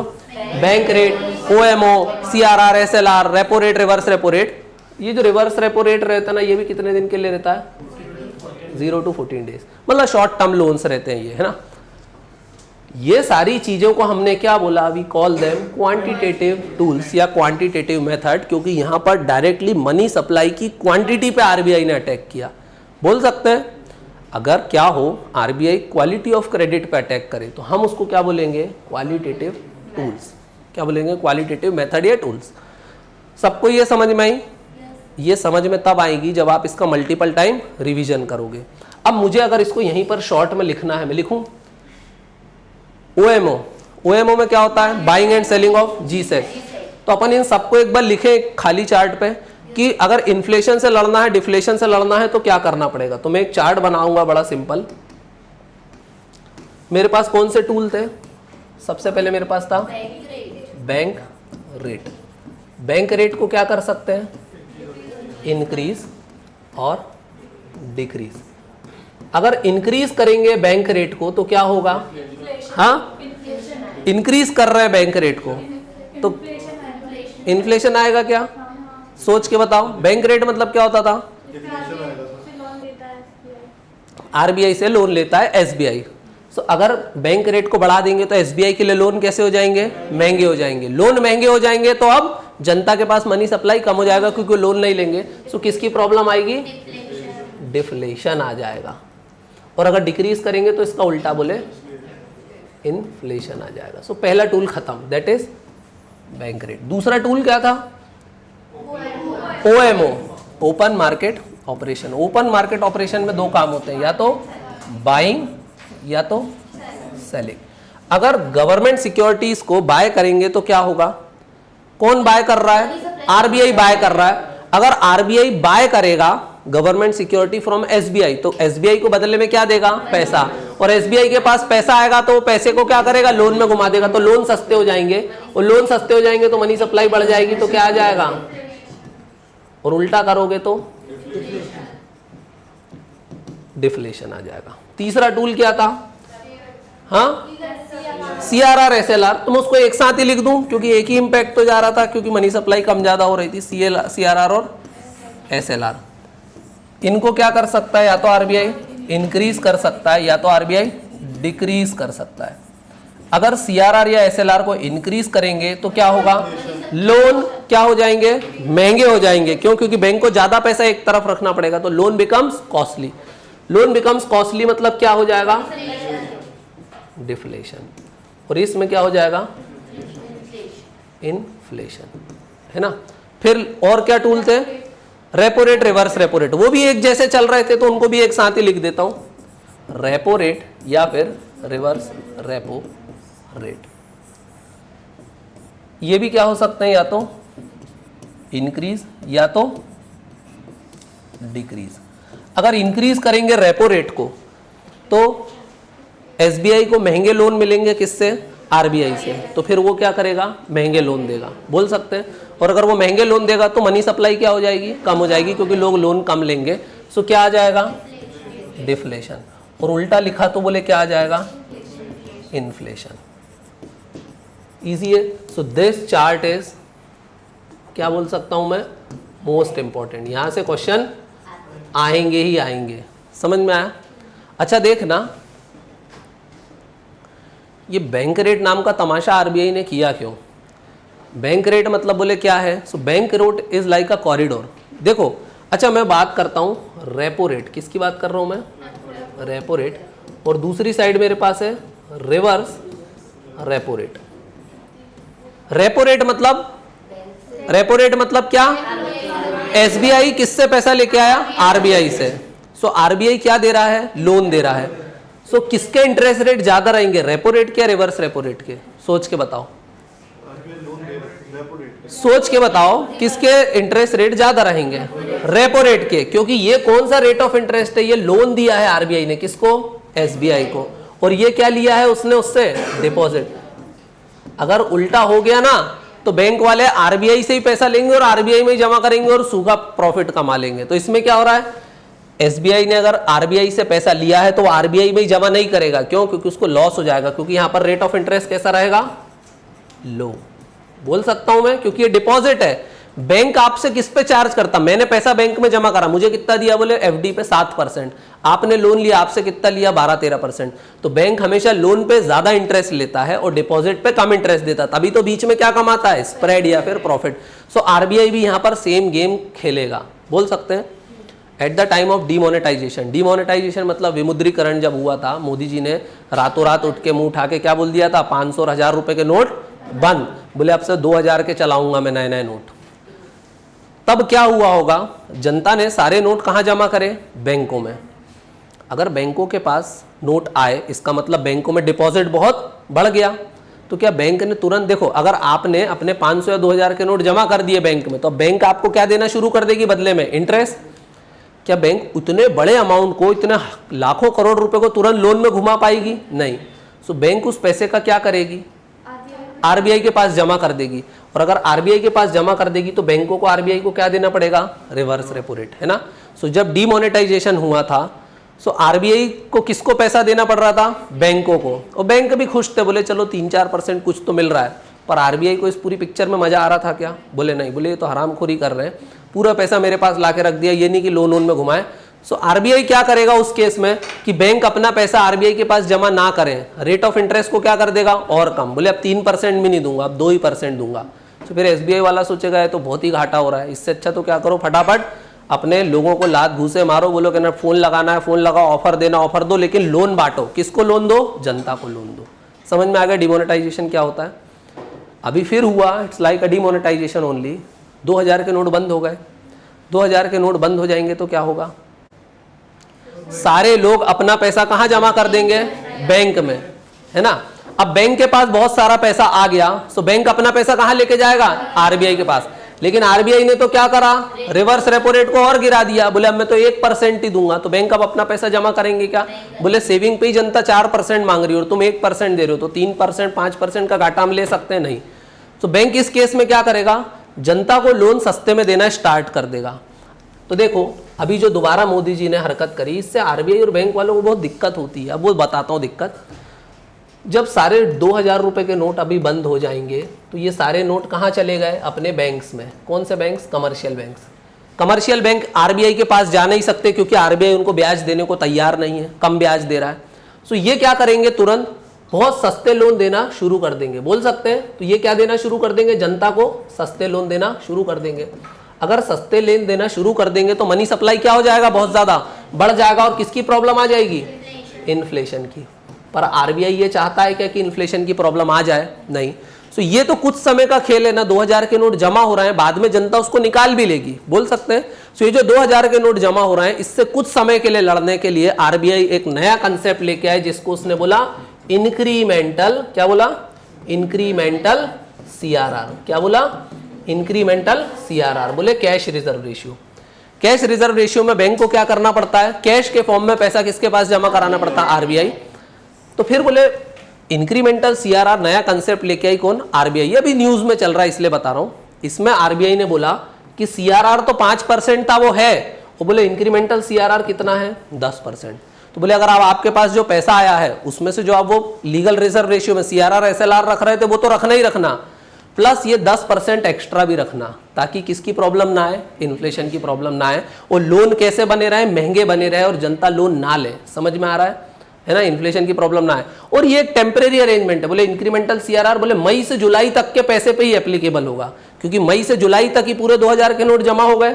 सो बोले सिर्फ कहाँ जमा, बोले लगाना, मई से जुलाई में जितना डिपॉजिट आया उसका 10% एक साइड रख देना, और बाकी फिर आपके लोगों ने जो मेहनत करके डिपॉजिट लाया उसको आपको जो करना है वो करते रहना। तो समझ गए इंक्रीमेंटल सीआरआर क्या है, ये न्यूज में भी रहा था। ये चार्ट मोस्ट इंपॉर्टेंट है, समझ गए, इससे क्वेश्चन 100% आएंगे। अब इसको भी मिटा दूं, इस चार्ट को। अभी भी ओवरडोज तो नहीं हुआ है ना। देखो कल मेरी छुट्टी है, समझ गए ना, इसीलिए मेरा ये कि मैं आज लंबी क्लास ले लेता हूँ, फिर कल मैं मौज करूँगा और तुम लोग पढ़ना। अब आगे चलें, क्वांटिटेटिव टूल्स में तो देख लिया, क्वांटिटी पे अटैक कर दिया। अब कौन से टूल्स देखते हैं, क्वालिटेटिव। बोले बहुत जोर जबरदस्ती हो गई, अब प्यार मोहब्बत की बातें। अब वो देखते हैं कि प्यार कैसे करता है आरबीआई। सबसे पहले है मार्जिनल रिक्वायरमेंट। क्या है, मार्जिनल रिक्वायरमेंट, या फिर लोन टू वैल्यू, या फिर क्या बोलते हैं, लोन टू वैल्यू, एलटीवी लिखा है ना मैंने यहाँ पर, लोन टू वैल्यू। आप बैंक के पास जाते हो लोन लेने के लिए, तो बदले में कुछ रखते हो बैंक के पास, उसको हम क्या बोलते हैं? कोलेट्रल। अब आपको चाहिए, यू वांट लोन, अब आप किसके पास जाओगे? अपने एसबीआई के पास। एसबीआई बोलेगा लोन दे दूंगा, बदले में क्या रख दो? कुछ कोलेट्रल रख दो। आपने कोलेट्रल के फॉर्म में क्या रखा? फॉर एग्जाम्पल आपका घर। आपके घर की कीमत कितनी थी? बोलो 10 लाख रुपए। इतने महंगे घर में नहीं रहते बेटा आप लोग। कितनी थी आपके घर की कीमत? 10 लाख रुपए। अब एसबीआई के पास आपने 10 लाख का घर रख दिया। अब 10 लाख में से एसबीआई आपको मैक्सिमम कितना लोन देगा? पूरे 10 लाख का लोन देगा क्या? वो नहीं देगा। तो बोले कितना देगा? सो आरबीआई बताएगा कितना देगा। आरबीआई ने क्या बोला? What is the marginal requirement? 20%। So RBI ने बोला कि 10 लाख का कम से कम 20% तो काट ही दो। सो अब मैक्सिमम लोन आपको बैंक कितने रुपए दे सकता है? 8 लाख रुपए। समझ में आया? सो मैक्सिमम लोन बैंक कितना दे सकता है? 8 लाख। ये मैक्सिमम लोन है। बैंक का मन करेगा तो बोलेगा जाओ 5 ही दे रहा हूं। समझ में आया? लेकिन 8 से ज्यादा दे सकता है क्या? नहीं, क्योंकि मार्जिनल रिक्वायरमेंट या लोन टू वैल्यू, लोन के ऊपर एक वैल्यू लगा दी, बोले इससे ऊपर लोन मत देना। क्योंकि 10 लाख का घर था तो 80% ही पैसा दे सकता था, क्योंकि आरबीआई ने क्या बोला? 20% कटौती कर लेना। So that is the marginal requirement. समझ में आ गया? Then borrower will get only 80% of the limit of value of security. समझ में आ गया? मार्जिनल रिक्वायरमेंट या कुछ बुक्स में क्या बोलते हैं उसको? Loan to value. बड़ा इजी था। लोन टू वैल्यू क्या होता है? अब अगर मान लो आरबीआई को लड़ाई लड़ना है किससे? इन्फ्लेशन से। किससे लड़ाई लड़ना है? इन्फ्लेशन। इन्फ्लेशन बोले तो क्या है? महंगाई बढ़ गई है, मतलब मनी सप्लाई बढ़ गई है। So RBI loan to value या फिर मार्जिनल रिक्वायरमेंट के साथ क्या करेगा? मार्जिनल रिक्वायरमेंट को बढ़ाएगा या घटाएगा? अगर इन्फ्लेशन से लड़ना है तो महंगाई है तो मार्जिनल रिक्वायरमेंट को क्या कर देगा? इंक्रीज कर देगा। अगर मार्जिनल रिक्वायरमेंट को बोले 20 नहीं, अब कितना है? 40%। सो अब बैंक आपको 8 लाख दे पाएगा? बोले अब 8 लाख नहीं दे पाएगा। वो कितना दे पाएगा? सिर्फ 6 लाख रुपए दे पाएगा। सो अब ये क्या हुआ? मनी सप्लाई कम हो गया और आपने इन्फ्लेशन से लड़ाई लड़ ली। कितने सारे हथियार लेके बैठा है ना अर्जुन के जैसे। कौन? आरबीआई। समझ में आ गया सबको? Marginal requirement. यहां पर डायरेक्ट क्वांटिटी पे अटैक नहीं किया, क्वालिटी ऑफ क्रेडिट को घटा बढ़ा रहा है आरबीआई। दूसरा क्या है? Rationing of credit. ये बड़ा खराब काम है। अब देखना, आरबीआई को पता है बैंक भी डरते हैं लोन डिफॉल्ट से। डरते हैं अगर आप लोन डिफॉल्ट कर दोगे तो बैंक का लॉस हो जाएगा। सो बैंक कभी भी किसी डिफॉल्टर को, गरीब को, किसान को पैसा देना चाहती है क्या? बोले ये बहुत गंदगी वाला काम है, इसमें एक बार घुसे तो बोले इनके यहाँ चक्कर ही काटते रहो। बोले फसल नहीं कटी, ये नहीं कटा, वो नहीं कटा, फलाना ढिमका, बहाने देते रहेंगे, पर पैसा लौटाएंगे क्या? नहीं। सो बैंक इनको पैसा देगा क्या? नहीं। लेकिन आरबीआई क्या लाना चाहता है? बोले आरबीआई तो सबका वेलफेयर करना चाहता है। बोले पूरा पैसा मुकेश अंबानी को चला गया तो फिर गरीब क्या करेगा?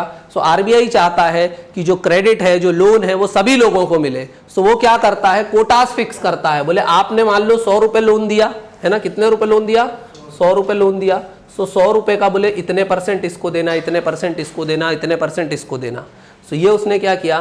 प्रायोरिटी सेक्टर लेंडिंग करवा दी। क्या करवा दी? Priority sector lending. वो अलग अलग सेक्टर को बताएगा। बोले micro, small and medium enterprises, MSME को कम से कम इतने % देना, फार्मर्स को इतने देना, एग्रीकल्चरल लोन्स कम से कम इतने % देना। तो ये क्या हो रहा है? उसने क्या करा? Fixation of credit quotas. बोले किसको कितना पैसा जाएगा ये कौन डिसाइड कर रहा है? आरबीआई। आपने देखा होगा गांव में भी आईसीआईसीआई की ब्रांचेस दिख जाती है। आईसीआईसीआई बैंक बहुत ही प्रीमियम क्वालिटी का सुप्रीम बैंक है। बोले वो ये गरीब लोगों के साथ इंटरेक्ट या डील वील नहीं करता है। फिर बोले गांव में ब्रांचेस क्यों खोली है? क्योंकि again RBI prescribe priority sector lending quotas. RBI बोलता है कि जितनी ब्रांचेस हैं उसमें से कम 20% कहाँ खोलना? गांव में भी खोलना। सो वो लोग भी क्या बोलते हैं? जाओ ब्रांच खोल दी दादा बस। पर आरबीआई ने आगे भी बोला, बोले सिर्फ ब्रांच मत खोलना, अब लोन भी देना। अगर आप 100 रुपए का टोटल लोन दे रहे हो तो उसमें से कम 10 रुपए 15 रुपए एग्रीकल्चर वालों को जाए, 15-20 रुपए एमएसएमई को जाए, 15-20 रुपए इसको जाए, 2-3% एजुकेशन वाले को जाए। तो ये क्या हुआ? सबको बराबर लोन मिलता रहे, तो उनकी मजबूरी हो जाती बैंक वालों की लोन देना। समझ में आया? सो दूसरा हथियार क्या था? Rationing of credit. रेशनिंग मतलब कोटा लगा दिए। समझ में आ गया? बड़ा आसान था।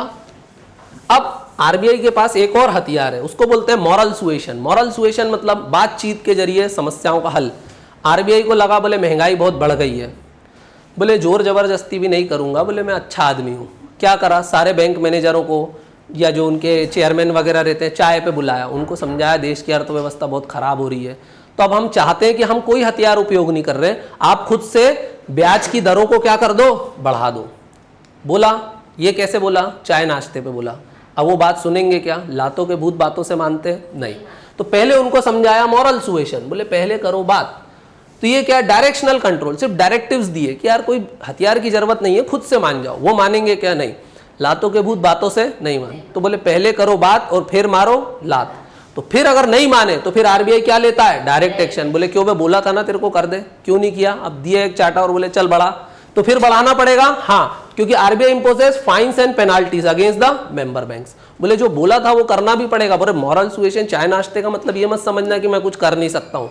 मॉरल सुएशन अगर अकेला हथियार होता तो फिर आरबीआई क्या होता, टूथलेस टाइगर बन जाता, क्योंकि बैंक उसकी बात मानते नहीं मानते। समझ में आया। Now RBI will take direct action also. Quantitative, qualitative सारे टूल समझ में आ गए, बड़ा इंपॉर्टेंट है। लास्ट में एक टेबल दिया हुआ है, that is the difference between central bank and commercial bank. Commercial bank बोले तो एसबीआई वेसबीआई, बेटा तुम सोते ही रह जाना। सेंट्रल बैंक बोले तो मैं यहाँ लिख देता हूँ क्योंकि बहुत जाहिल बच्चे भी हैं यहाँ पर, आरबीआई। कमर्शियल बैंक में लिख देता हूँ एसबीआई। स्टेटस देख लेते हैं दोनों का। It is banker to all bank, banker to government and banker to apex institutions. It is banker to common public. Commercial bank कौन होते हैं, banker to common public, operate under the control of central bank बोल सकते हैं। और ये banker to common public. Credit flow, ये क्या करता है, क्रेडिट फ्लो को कंट्रोल करता है, और ये क्रेडिट फ्लो को क्या करता है, क्रिएट करता है। बोले 100 रुपए आए तो बोले कैसे घुमाएंगे, यही तो क्रिएट करेंगे, और ये क्या करेगा, कंट्रोल। सेंट्रल बैंक का ऑब्जेक्टिव क्या है, सोशल वेलफेयर, और इनका ऑब्जेक्टिव है profit maximisation. It is banker to, central bank is banker to government and banker to commercial banks. Commercial banks are bankers to common public. Custody of foreign exchange reserve, foreign exchange reserve कौन maintain करता है, RBI. अभी समझाया था, balance of payment crisis, LPG reforms वगैरह, नरसिम्हा राव सरकार, सो ये maintain करता है। हाँ, ये मेंटेन करता है, इसके पास it has no such powers. Currency note कौन इशू करता है, has authority to issue note, इसके पास ऐसी कोई अथॉरिटी क्या, एसबीआई नोट छाप सकता है, नहीं छाप सकता। फंक्शंस क्या है, ये एडवाइस देता है किसको, गवर्नमेंट को। मॉनेटरी पॉलिसी वगैरह बनाता है जिससे इन्फ्लेशन और डिफ्लेशन से लड़ता है। ये जो सारे टूल्स यूज करता है इसको हम क्या बोलते हैं, we call it monetary policy. कि मनी सप्लाई कैसा होगा मार्केट में, उसको क्या बोलते हैं, मॉनेटरी पॉलिसी। और मॉनेटरी पॉलिसी कोई अकेला आरबीआई का गवर्नर नहीं बनाता है, उसमें कुछ मेंबर्स होते हैं, उसको बोलते हैं मॉनेटरी पॉलिसी कमिटी। क्या बोलते हैं, मॉनेटरी पॉलिसी कमिटी। हर 2-2, 3-3 महीने पे मिलते हैं और डिसाइड करते हैं रेपो रेट कितना रखना है, रिवर्स रेपो रेट कितना रखना है, क्या तमाशे कैसे करना है, वो ये सब यहीं पे बात करते हैं। Does not have right to advice, क्या अब गवर्नमेंट एसबीआई से एडवाइस लेती है, इसको कोई अधिकार ही नहीं है। अगर मन से एडवाइस दे दी तो लीगल एक्शन ले लेंगे। It follows monetary guidelines issued by the central bank. बोले जैसा सेंट्रल बैंक बोलता है, जो मॉनेटरी गाइडलाइंस देता है, हम उसको क्या करते हैं, फॉलो करते हैं। समझ में आ गया, किसी को कोई डाउट। हाँ, इजी था चैप्टर, इंपॉर्टेंट था चैप्टर बहुत। नेक्स्ट चैप्टर आएगा अपना चैप्टर नंबर 4, बट मैंने पहले ही बताया था चैप्टर नंबर 4 में मेनली न्यूमेरिकल्स वगैरह दिए हुए हैं, हमारे लिए इतना इंपॉर्टेंट नहीं है। टाइप्स ऑफ अनएम्प्लॉयमेंट वगैरह हैं, टाइम मिलेगा तो करा दूंगा, नहीं तो आराम से घर पे देख लेना। Structural employment, cyclic employment, seasonal disguise क्या होते हैं, फ्रिक्शनल, हाँ बिल्कुल आप ही करवा देना इन लोगों को कल। ईजी भी है इसलिए करवा सकते हैं। फिर कल से हम कौन सा चैप्टर शुरू करेंगे, that is chapter number 5। Again most important chapter, यहाँ से फ्रीक्वेंटली क्वेश्चंस पूछे जाते हैं, that is government budget and its impact, है ना। गवर्नमेंट बजट क्या, बीओपी नहीं बेटा, वो चैप्टर नंबर 6 है, foreign exchange rate and balance of payment. तो कल से कौन सा चैप्टर स्टार्ट करेंगे, chapter number 5, that is government budget and its impact on general public. किसी को कोई डाउट, रिवीजन करने की जरूरत तो नहीं है, वीडियो से रिवीजन सब लोग करते रहना। बंद कर दूं।